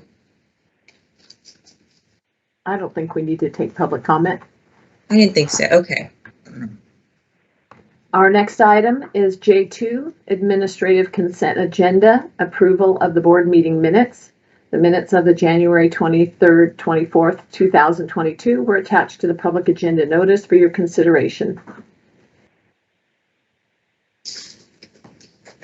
Thank you. Colleagues, are there any corrections to the minutes? All right, seeing none, members, would anyone like to make a motion on this item? I move to approve them. Second. All right. Notify All her. right, thank you. We'll hold this motion. Let's go to public comment. AT&T operator, can you please let us know if there is anyone on the line who would like to make a public comment regarding this matter? Thank you. No one has queued up. Great, thank you so much. All right, so a motion has been made by Commissioner Vasquez, or no, not Commissioner, Board Member Vasquez. And it was a motion was made by who? By Ms. Stowers. Let's do a roll call vote, please. The motion is to adopt the minutes for January 23rd, 24th. Chair Cohen. Aye. Vice Chair Schaefer. Aye. Member Gaines. Aye. Member Vasquez. Aye. Deputy Controller Stowers. Aye. Motion passes. If I may, Chair Cohen, I believe we do need to take a motion on adopting the retirement resolutions and therefore take public comment. So if someone wants to make a motion, we can. So moved, Member Gaines. All right, Member Gaines has made a motion and Member Vasquez has made a second. Let's do the roll on that. Let me call for public comment. Well, you need to take public comment, I think, first, no? Yeah. Yes. AT&T moderator, please let us know if there is anyone on the line who would like to make a public comment regarding this matter.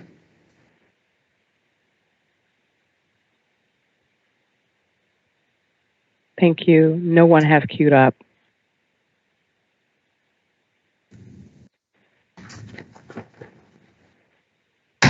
Member Gaines, I'd like to make a motion for the resolutions for Mr. Frazier and Mr. Austin. I'll second that motion.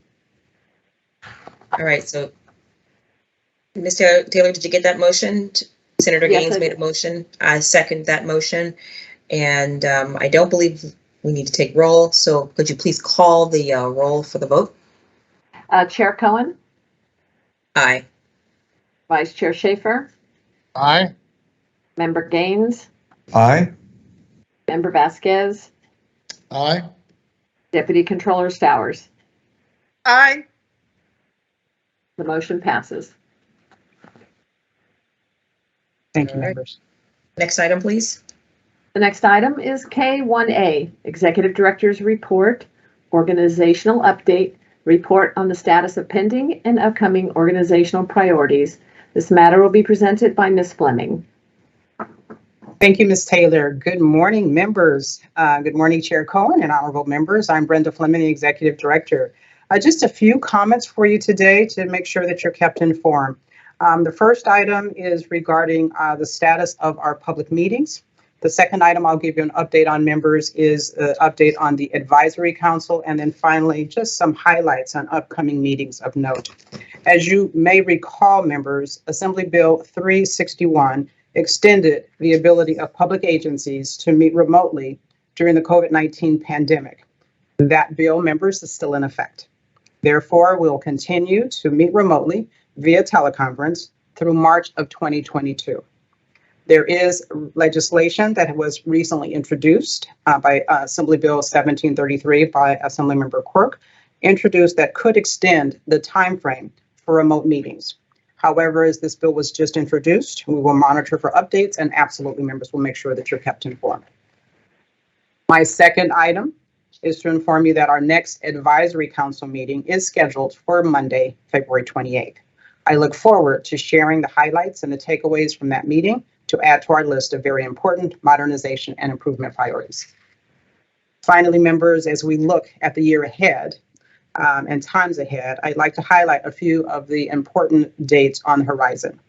In April, the 2022 Central Southern California Assessors Association Annual Conference will convene in Pismo Beach. In June, the California Taxpayers Association, CalTax, is hosting their 96th annual meeting, and that will be in Sacramento. Tentatively, as you know, members, in October, we will hold our annual meeting with the assessors, more details to come. And then finally, members, in November, the 120th annual CAA conference, California Assessors Association conference, will be held. I'll make sure, members, that you have the detail regarding these dates and locations and any other upcoming important dates or events. If there are no questions at this point, members, I'd like to turn it over to the wonderful staff who will give you updates on the operations. Mr. Vasquez, oh, sorry, Mr. Schaefer, I see your hand. Go ahead, ask your question. There is a June event, that's the California Taxpayers Association in Sacramento. That is correct, yes, sir. Right. I'd like to get back to Sacramento sometime. Right now, our authority expires in March. Right. So if there is no extension, we know that we will be going to Sacramento for June. I'll circle back with you as we get closer to that date to ensure what the travel plans can be. So you've got some flexibility, and I can certainly circle back with you, sir. Is there some experience in government that members do go to Sacramento for part of the year, if not for the difficult months, say when the pandemic is strongest? I just am not happy with never going to Sacramento. And we miss you in Sacramento, but Chair Schaefer for sure. But again, as it relates to our public meetings, and that's where we're making the distinction, it's a public meeting for state agencies, and that legislation is speaking to what we're able to do in terms of public participation and holding our meetings in person. As it relates to the CalTax events, that's not a public meeting, it's not a government public agency meeting, and so the rules might be a little bit different for them. At this point, they're just announcing the time frame of their meeting. We'll work with them to get more details to make sure that you're informed, sir. You're muted, sir. I'm sorry. Oh, that we're in Sacramento the same time they're meeting, so it'd be convenient for us That would, to. that would be Thank good. More details to come. Thank you, members. Madam Chair, I'll turn it back over to you. I appreciate that. Thank you. All right, colleagues. Well, I guess, Ms. Executive Director, does that complete your report? That completes my report. If you, with your permission, ma'am, we'll have Ms. Taylor continue with the rest of the presentation. All right, just a second. I think Vasquez has a question. Just a quick, I was just want to thank you for your updates, and actually kind of looking forward to your report. I guess it's going to happen in March now on the advisory council meeting. Yes, sir. Thank you. Thank you. Madam Chair, with your permission, Ms. Taylor. Yes, please continue. Okay. Yes, we will need to take public comment. AT&T moderator, please let us know if there is anyone on the line who would like to make a public comment regarding this matter.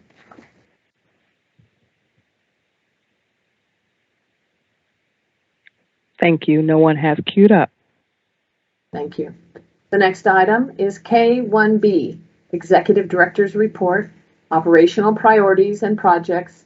Operational Priorities, report on the status of operational priorities. This matter will be presented by Ms. Renati. Good morning, Chair Cohen and honorable members. I am Lisa Renati, Chief Deputy Director. Today I will report on some of the agency's operational priorities and projects. The first item is our workforce capacity. Since our last meeting, we have filled 4 positions. 2 were internal promotions and the other 2 were filled with staff new to the agency. The team continues to focus on this important effort to ensure our workforce capacity is solidly in place. The next item I would like to present is an update on our process improvement project. As I have mentioned in past reports, process improvement is a proactive and continuous process with examination of the processes and procedures of each unit and determining how to best improve each process for workflow, relevance, and user experience. This project aligns with the agency's strategic plan goals to modernize our tax administration functions and provide for the growth and development of our future property tax leaders. I'm happy to report that while the work is being performed in addition to our regular duties, the process improvement project continues to advance and progress is being made. Later this morning, you will hear a report from Ms. Lauren Keach, a manager within our County Assessed Properties Division, who will talk about the specific progress on the welfare exemption supplemental clearance certificate process, and we will continue to inform the board of any other notable improvements and our processes and procedures.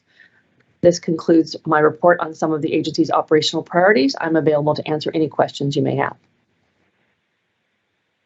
Well, thank you. Let's see if there's any questions for Ms. Renati. Colleagues, this is a pretty straightforward presentation, so it doesn't surprise me that there isn't any. Let's go ahead and take public comment. AT&T moderator, please let us know if there is anyone on the line who would like to make a public comment regarding this matter.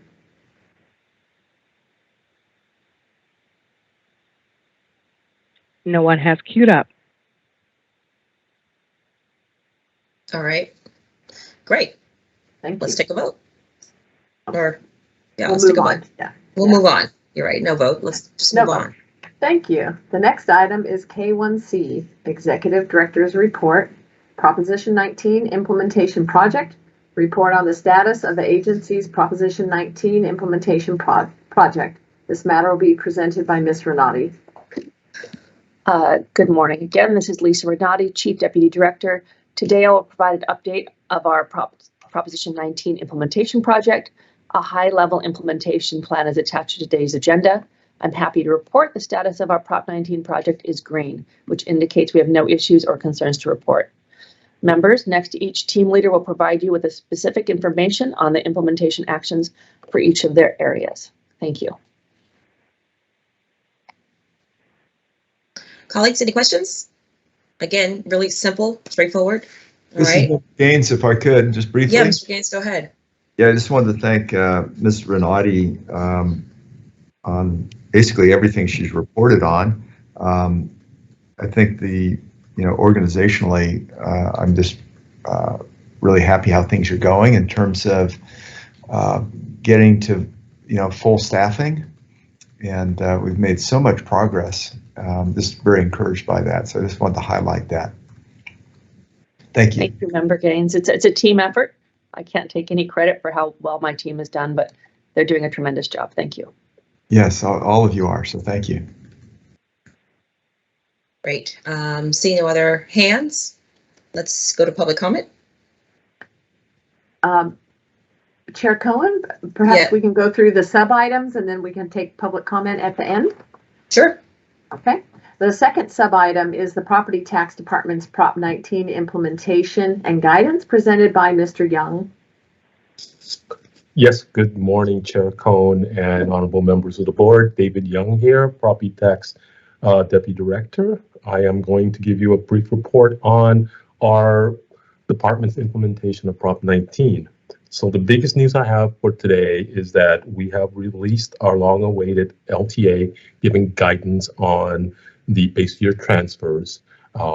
As you will recall, SB 539 went ahead and put into statute 69.6. This is a LTA that will give additional guidance to the ones that we already have out on the implementation and the administration of that base year transfers. So that was released as of Thursday of last week. So February 17th, it was actually put on our website. Just as a brief note, that actually is the 14th LTA that we put out on Prop 19 and its various aspects. What's next on the agenda is an LTA on the intergenerational transfers that has already gone through development, and we anticipate it being released as early as tomorrow. So that will make it number 15 of our LTAs on this issue. What else is going on? Staff continues to work on reviewing guidance, LTAs, old annotations on this issue. We're identifying any LTAs or any written guidance that needs to be updated or depublished.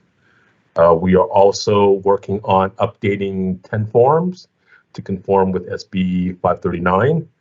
And we are continuing actually a pretty good, decent workload on answering public inquiries on this issue. Okay. So we're still getting a lot of calls from taxpayers, from assessors, other stakeholders on the application and the implementation of Prop 19. So this will conclude my presentation for the Property Tax Department. I'm available for any questions you may have. Colleagues, any questions for Mr. Young? All right, the third. Oh, I have a question, Madam Please, Chair. Ms. Stowers, go ahead.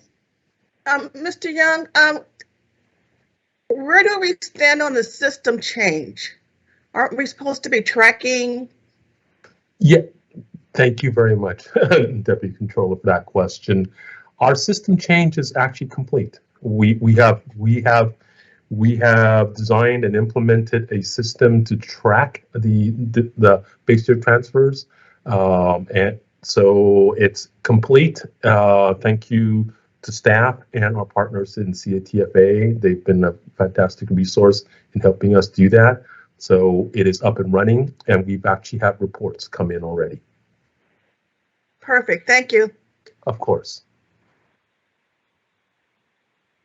All right. Glad you got your answer. Any other questions for Mr. Young? All right, let's hear the third sub-item. Certainly. The third sub-item is Legal Department's Proposition 19, Implementation and Updates presented by Mr. Nanjo. Thank you, Kathy. Good morning, Chair Cohen, honorable members of the board. I am Henry Nanjo, Chief Counsel of the BOE's Legal Department, here with my Senior Counsel, Richard Moon. As I reported last month, the Legal Department completed the initial rulemaking effort to implement Proposition 19. Additionally, as the board knows, Senate Bill 539 was signed into law by the governor on September 30th, 2021. SB 539 provided amendments to the Revenue and Taxation Code sections 62.3 and 69.6, clarifying Proposition 19's constitutional amendments. Since SB 539's passage, staff has been working closely with the Property Tax Department to review the board's Proposition 19 related property tax rules in light of SB 539. Staff has determined that both of the board's Proposition 19 related property tax rules will require amendments through the emergency rulemaking process to fully implement SB 539. Today, I will provide status updates and our anticipated timeline to initiate each emergency rulemaking action. For Property Tax Rule 462.540, exclusion from change in ownership, base year value transfers, which implements Revenue and Taxation Code 69.6, staff is currently drafting amendments and anticipates presenting the proposed emergency rulemaking package for the board's consideration at the March 2022 meeting. For Property Tax Rule 462.520, exclusion from change in ownership intergenerational transfers, which implements Rev and Tax Code Section 63.2, staff is in the early drafting stages and anticipates presenting the emergency rulemaking package for the board's consideration in April 2022. We will keep the board updated with any changes to this anticipated timeline. I'd like to thank my team for being very active in helping partner with the Property Tax Department and answering public inquiries to clarify all these changes Proposition 19 has brought upon us. That concludes my report. Please let me know if there are any questions at this time. Thank you. Mr. Vasquez. Yes, Mr. Andrew, you kind of touched on it, and I was wondering, do we have like a good estimate of when your office expects to have that taxpayer information sheet on SB 539? I believe that's being worked on both with TRA and in conjunction with the Property Tax Department. That is one of the priorities, so we are currently working on getting that out. I don't have a current timeline, but it is a priority project as well. And actually, I wasn't sure if it was something you're kind of spearheading, or is that Ms. Thompson? Is that something I should ask her later? Or? Yes, the information sheets typically come from the TRA office. All right, I'll wait then. Thank you. Thank you, Chair. Thank you, Member Vasquez, for that question. Any other questions, members? I don't see any. Great, thank you very much. Thank you. Let's go to the fourth sub-item. The fourth sub-item is update on legislation related to the implementation of Proposition 19, presented by Mr. Weatherby. Good afternoon, Chair Cohen, Vice Chair Schaefer, and honorable members of the board. This is Dustin Weatherby, Chief of the Legislative Research and Statistics Division. So after the legislative bill introduction deadline on Friday, no bills were introduced or amended relating to the implementation of Proposition 19. While no new bills have been introduced or amended, Assembly Constitutional Amendment 9 by Assemblymember Kevin Kiley is still pending in the legislature. The last day for the legislature to place a measure on the November 2022 ballot is June 30th. So this particular measure seeks to repeal several provisions of Proposition 19 regarding intergenerational base year transfer exemptions and instead reinstate the prior rule. This measure would apply retroactively to all effective purchases or transfers occurring on or after February 16th, 2021. Currently, ACA 9 is awaiting referral to a committee in the Assembly. So this will conclude my presentation on this item, and I'm available to answer any questions. Questions for Mr. Weathersby? All right, I don't see any. All right, thank you. Colleagues, let's keep moving. Let's hear the fifth sub-item. The fifth sub-item is Communications Office Proposition 19 Implementation Actions, presented by Mr. Kim. Thank you, Ms. Taylor. Good afternoon, Chair Cohen and honorable members of the board. This is Peter Kim, Chief Communications Officer. Members, today I'll provide a brief report on the Communications Department's efforts in implementing Proposition 19. Members, as you know, the Proposition 19 webpage is being updated and enhanced to provide the latest information in real time for stakeholders and taxpayers. Since last month, a notable update includes adding the letter to assessors on the implementation of Proposition 19 base year value transfers. This LTA was also highlighted on our social media channels to let our followers know of the new guidance. Also, the taxpayer rights advocate Lisa Thompson and I have been collaborating together to update the existing Proposition 19 fact sheet to reflect the changes due to SB 539. We will inform the board and the public once the fact sheet is finalized. As of yesterday, we received a total of approximately 280,504 unique external page views since November 10, 2020. Since my report at last month's board meeting, that's an additional 11,709 unique external page views. Finally, we're continuing to use our social media channels such as Facebook, Twitter, Instagram, and LinkedIn to expand our audience and direct followers to the BOE website for the latest updates and resources. This concludes my report, and I'm available to answer any questions the board may have. All right. This is I Member don't Gaines. see any. Hold on. Senator Gaines, I see your hand. Great, thank you. I just wanted to highlight again the number of page views as it relates to Prop 19. So, Mr. Kim, you had mentioned that it's 280,000, and I think you've been tracking that on a monthly basis. I'm just trying to get a handle on, is that waning off? I mean, are fewer people viewing that per month, or is it stabilized, or is it going up? It's pretty, thank you for that question, Board Member Gaines. It's been pretty consistent. The range has been between 11,000 to about 15,000 per month. And so I think as we issue more and more guidance due to the passage of SB 539, we're anticipating more visits to the webpage. As Mr. Young has alluded to, the property tax department's contacts that they've received have been pretty consistent, and the volume has been pretty solid. So we're anticipating that the views to our web pages are also going to be similar. That's great. Well, I want to thank you just for providing that information and working on enhancing our website, because it's such a critical tool in terms of our ability to communicate with our constituents. Thank you. Thank you. All right, thank you. Let's see. Thank you, Madam I Chair. see no other hands, so let's go to the sixth and final sub item.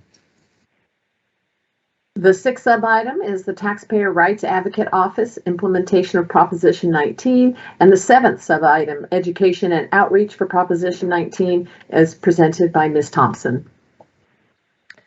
Good afternoon, Chair Cohen and honorable board members. I am Lisa Thompson, Chief of the Taxpayer Rights Advocate Office. I'm pleased to report on the Proposition 19 implementation and action plan for the Taxpayer Rights Advocate Office.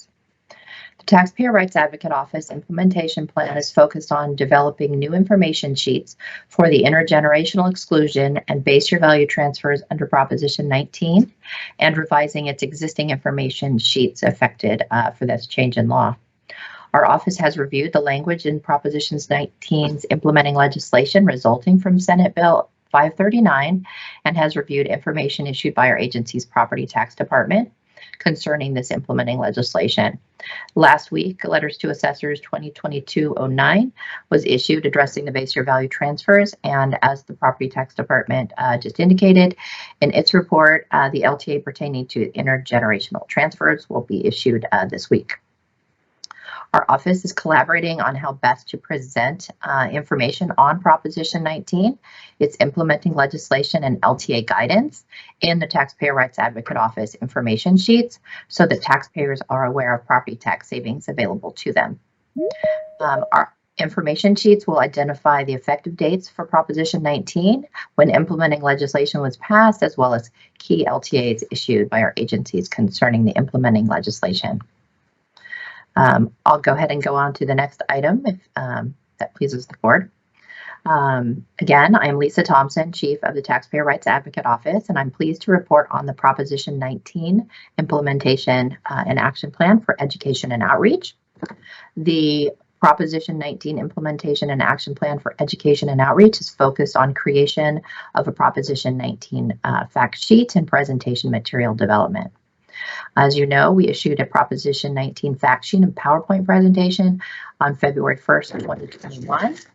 And our office has collaborated with the communications officer, Peter Kim, on updates to this Proposition 19 fact sheet that we issued in February as a result of implementing legislation from Senate Bill 539 that was signed into law September 30th, 2021. And we have also reviewed information issued by our agency's property tax department on this implementing legislation. We have prepared a draft of the revised Proposition 19 fact sheet incorporating information from implementing legislation and corresponding guidance on this issued in the 2 letters to assessors on this implementing legislation for base year value transfers and intergenerational exclusions.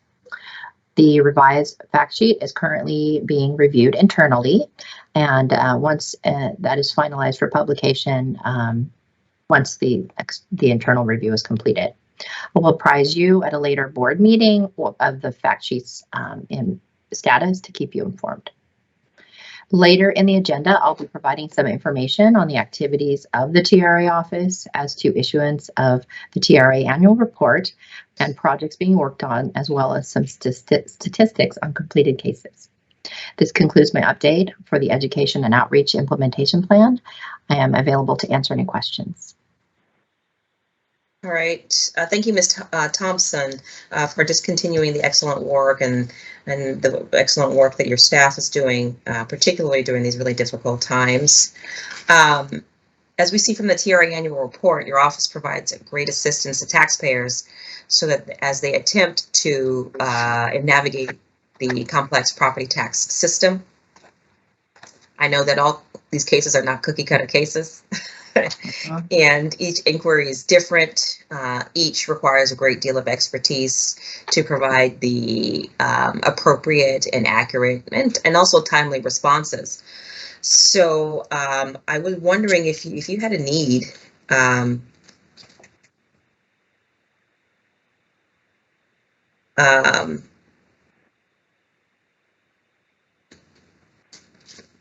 many staff members do you have in your office to help with these inquiries? There, including myself, there are 4. Okay. All right. Okay. Well, let me compliment you on including a breakdown in your report on how taxpayer cases in the valuation category differ from the cases in the administrative category. I thought that was great. Thank you. I appreciate that.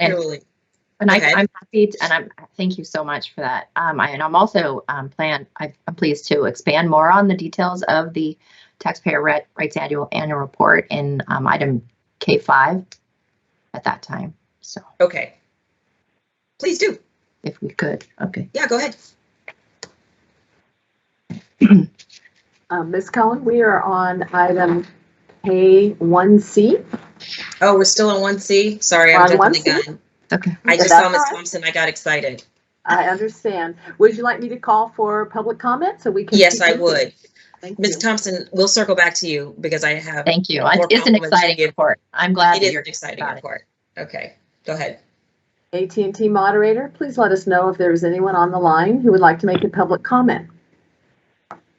Once again, if you would like to make a public comment, please press 1 then 0 at this time.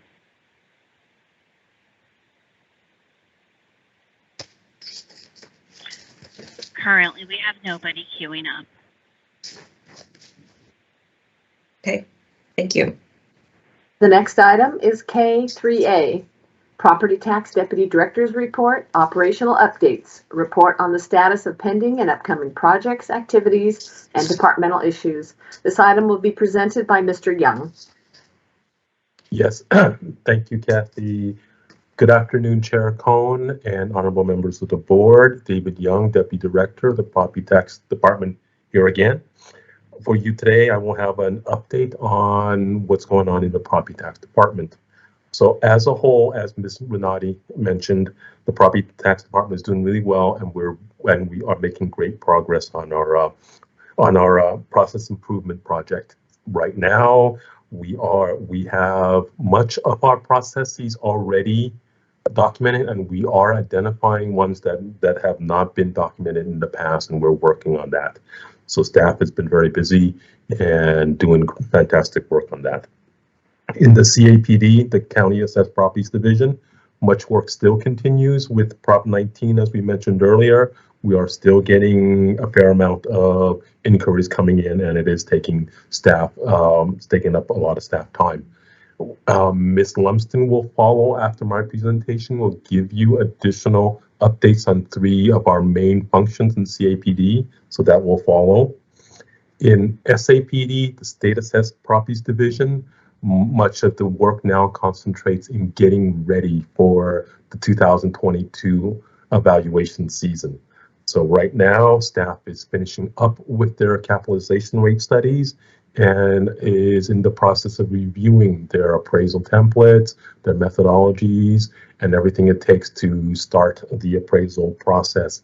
So come March, our season will be in full swing and staff will be working double time to get everything completed and to the board by May. And with that, this will conclude. Oh, I'm sorry, there's one more thing. Ms. Keith will also, Ms. Keith will also provide you a little bit more detailed update on our process improvement project as it relates to the welfare exemption. So that will also follow. I'm available for any questions you may have, and if not, I will turn it back to Ms. Taylor to go ahead and call for the next 5 presentations. Thank you. The next sub-item is letters to assessors presented by Ms. Lumsden. All right, just for clarification and for our staff, I'm gonna continue moving forward, but we're gonna break at 12:30. That's in 15 minutes, and then we will have a lunch break and we will resume at 1 o'clock. So let's continue with the letters to the assessors, but just note to the members of the public and my colleagues that we're going to break at 12:30 in 15 minutes. Okay, let's continue. Thank you, Ms. Taylor. Good afternoon, board members, Chair Cohen and honorable board members. This is Patty Lumsden. I'm Chief of the County Assessed Properties Division. Today, I will provide you with a brief report on letters to assessors. Attached to the agenda this month is a memo on letters to assessors, which provides a list of the LTAs that have been issued since our last board meeting. In addition, it provides a link to the BOE's website where a list of all LTAs can be found that have been issued to date. The LTA memo attached to the agenda this month shows that BOE staff have issued a total of 9 LTAs for calendar year 2022, and 5 of those have been issued since our last board meeting. And I will provide you with a brief summary of each of those 5 LTAs. The first LTA, which following a public hearing announced the board's adoption of property tax rule 462.540, change in ownership base year value transfers. This new rule was approved by the Office of Administrative Law and became effective on January 1, 2022.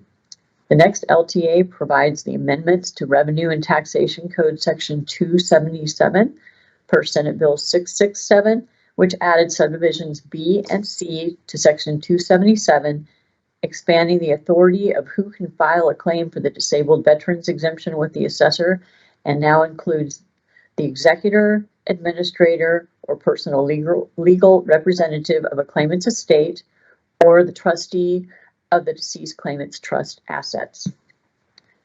The next LTA, which was presented in its drafted form and adopted by the board members at the last board meeting. This LTA provides general principles to guide and assessment appeals boards and local boards of equalization when holding remote hearings. This LTA supersedes previous guidance issued under LTA numbers 2020-057, 2020-063, and 2021-002, and a notation has been placed on each of these prior LTAs, which shows on our website to indicate that they have been superseded by this new LTA. The next LTA provides a report on the 2021 State Assessed Property Appeals, which lists those assessees whose original board adopted value was revised upon appeal, the revised amount, and the counties impacted, as well as those assessees whose original board adopted value was not adjusted upon appeal. And finally, the last LTA provides further guidance on the implementation of the base year value transfer provisions under Proposition 19 after the passing of Senate Bill 539, which added Section 69.6 to the Revenue and Taxation Code. This concludes my report on letters to assessors, and I'm available to answer any questions you may have.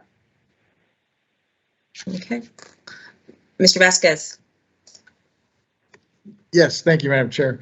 And thank you, Ms. Lumpson, for for your staff's excellent work, especially on these LTAs. I have two questions for you. The first one relates to the LTA number 2022/06. States that the trustee or the executor can now sign a claim for a disabled veteran's exemption. But I have many veterans in my district with questions about the value of the veteran's exemption versus the homeowner's exemption. And I'm wondering, actually basically been advising them that they cannot claim both the homeowner's exemption and the veteran's exemption.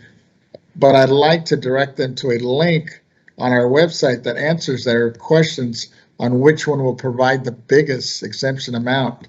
It seems like the veteran's exemption is less, unless I'm reading that incorrectly.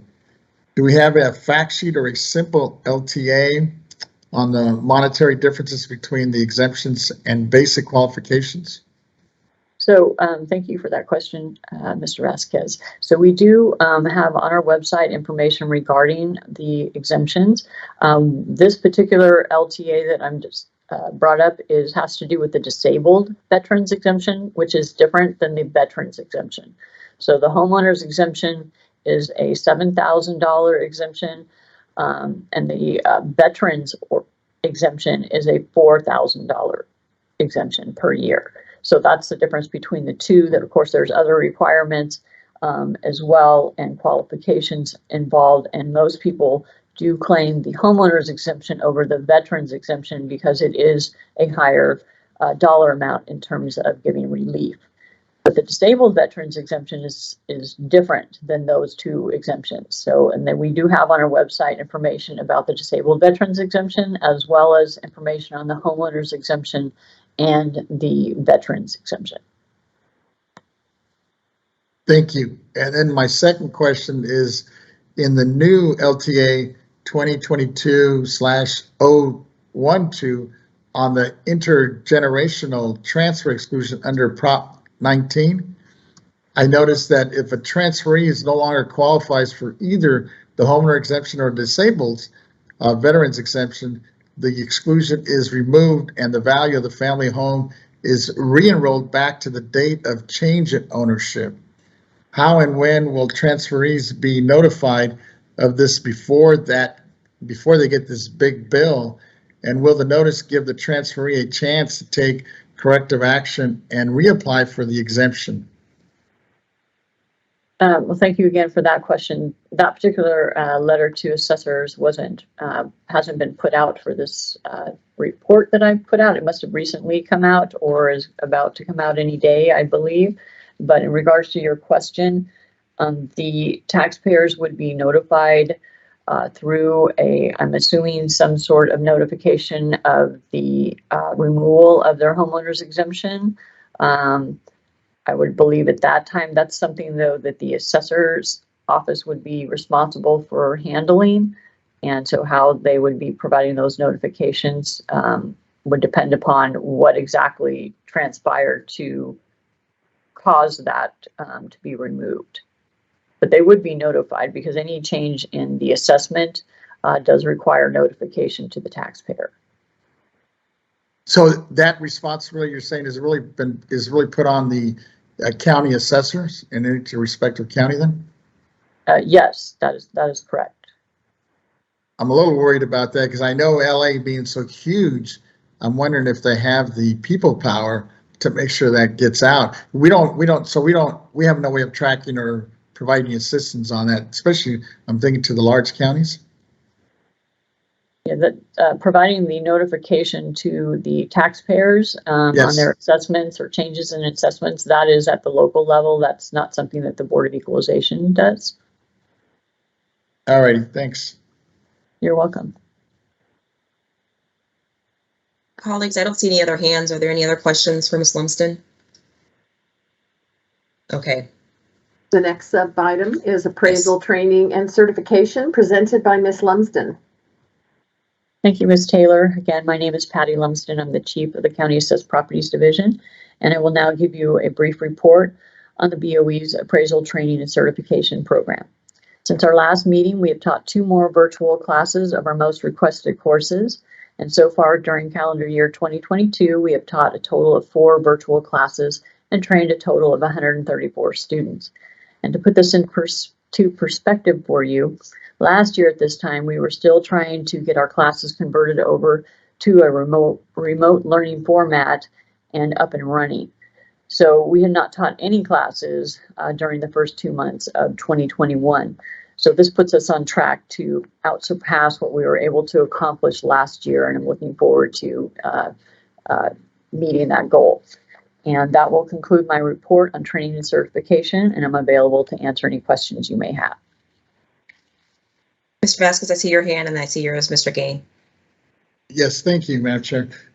Just one quick one. I believe these virtual classes are here to stay and are the only way to reach most students with minimal effort and the logistics of it. What is the department's plan to increase capacity, either with more classes, more subjects, or with more instructors, so that we can increase the number of people trained and certified? Thank you for that question, Mr. Vasquez. We are working on that as we speak in terms of trying to expand our ability to teach more classes. I've made mention in several of our board meetings that we are planning on doing a hybrid once we are able to, and we will do some remote classes, and we will also try to go back to doing some in-person classes. All of the classes differ in the information that's in them and presented in them. So some classes do or may fare better for the students being held in person. We're kind of finding that out as we're going through this process, and other classes may be great for doing remote learning. And it also assists with not only saving BOE staff having to travel around the state to accommodate these assessors and their staff, but it also helps the assessors in being able to send their students to the different locations that we will be able to teach at. We do teach at multiple locations throughout the state when we do have in-person training, but obviously we can't meet every goal of being in every county. So we definitely choose our positioning in accordance to locations and trying to meet the needs of as many assessors and their staff as we can. That being said, we do plan on expanding the number of classes we're offering, and also we have already discussed expanding the number of students allowed in the class. We're finding now that we're getting the hang of doing more of the remote teaching. It's allowing us to expand that a little bit more. And but to keep in mind that even though these are being held remotely in a virtual format, it still requires a lot of personal relating to the students, and it's very difficult to do if there's 100 students in a class that has a lot of mathematical calculations in it. So we really can't expand it too much, because it still requires us to be able to make time for the students and be able to answer their questions and work with them after hours and stuff and with the class as well. So hopefully that answers your question. Yes, I think so, because it sounds like you're obviously working on trying to be a little bit creative given the situation and basically which we're learning given this virtual new, I guess, way of thinking and operating. And it looks like you're getting a pretty good handle on it. Appreciate it. Yeah, thank you for those comments. And yes, we have been working on this. We do our classes in a fiscal year. And so we are finishing up the current fiscal year, and we'll be meeting together to start setting up our plans for the coming fiscal year. Thank you. So it appears that depending on the topic, in-person classroom experience might just make more sense, just might be more appropriate. Yes, that's what we're finding, and that's what we're making note of to try to be able to accommodate the assessors and their staff as much as we can. Because of the more difficult the classes and the more mathematical calculations that are involved, we're finding it's difficult to teach that in a virtual format. Okay. Mr. Senator Gaines?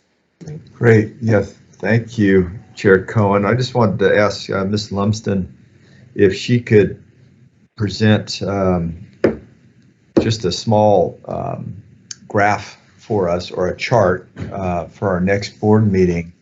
It'd be very helpful, I think, for all of us to know how many people we're teaching and training each year. So you had mentioned that we're already ahead of the curve for the first 2 months of this year with 134 students in 4 classes, and that's awesome. But it'd be really helpful for me to know what were we doing before the pandemic, what happened during, and what's happening now. Because I'm making the assumption that we are providing more classes to more people than we were before the pandemic. And I just don't know if that's accurate, but it'd be nice to see some data.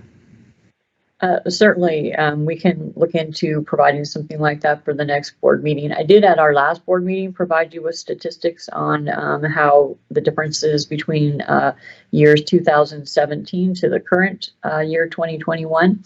So to try to give you a good perspective, but we can definitely look into seeing if we can provide you with a graph of that information. Well, if you've already done it, let's don't reinvent the wheel. If I've already requested it, I apologize.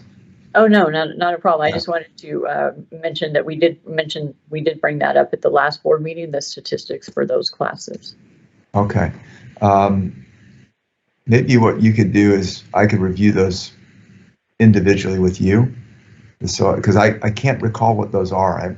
I'm sorry. I have them. If you would like me to go over them, yeah, please do. Like. So in 2017, we taught a total of 23 classes with 644 students, and we used 16 BOE instructors to teach those classes, and we also used 7 county instructors. Okay. All right. Then in 2018, we were in the process of change, having gone through the switch over from the breaking off with the CDTFA part of our agency. And so in 2018, we only had one BOE instructor and 1 retired annuitant. And so our teaching that year, we only taught 16 classes in 2018. We only taught a total of 462 students, and only 5 of those were taught by BOE instructors. And we partnershiped with 11 county assessor staff to teach the other classes for us. Okay. So in 2019, we started ramping back up our program again, and we taught 22 classes that year. We taught 636 students, and we had 14 of them were taught by BOE instructors and 8 taught by the county instructors. Okay. In 2020, that's when we had the pandemic, and the pandemic hit us, and that year we were only able to teach 6 classes in person, total number of 176 students, and 4 of them were taught by BOE instructors and 2 of them by county instructors. And then that's when we were shut down and we could not teach any classes for the whole rest of that year. And so then in 2021, we spent the first 2 months trying to get our in-person classes up and running because we hadn't been able to teach them for so long. And we once we saw that the pandemic wasn't going anywhere, we needed to put in place some type of ability to continue teaching these classes. And so we came up with doing the remote virtual learning process. And so that year in 2021, we were able to teach a total number of 18 classes and 578 students, and all 18 of those classes were taught by BOE instructors, which was the first time that we've taught all our own classes. So the remote virtual learning actually did give us that ability to teach all of our own classes without having to partnership with the county assessors staff.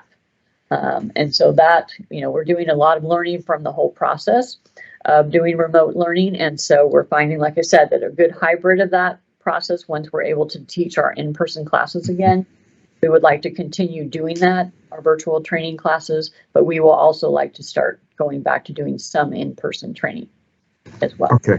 That's great. Now, in 2017, was that prior to AB 102? The AB 102, I believe, took place or went into effect on July 1st of 2017. Okay. All right. Very well. So we had to kind of rebuild it, didn't we? Yes, exactly what we had to do. So when 2019, we started expanding our program, and that's why we were able to. We were on the verge of really revamping of that program. And we did really well in 2019, and we were on schedule in 2020 to do the same until the pandemic hit. So, yes, yeah, wonderful. Well, you're doing a great job, so thank you for providing that.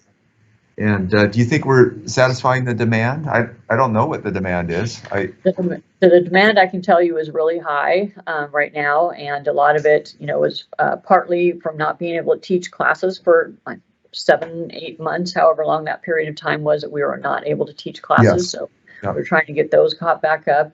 Also, we have assessor staff that have been newly hired, so a lot of these classes are, in high demand for the newly hired staff members. So yeah, so it's definitely high demand, and we're, doing the best that we can to accommodate them, but we know we need to do more, and that's what we're working on. Great. Hey, thank you so much for that update, and apologize that I asked for it twice. So I'm glad we went through it, and I have a clear understanding, and keep up the good work. Thank you, and I'd like to thank my staff that's involved in the training and certification program, because they're the ones doing all the work. So thank you very much for those nice comments. Great, thank you.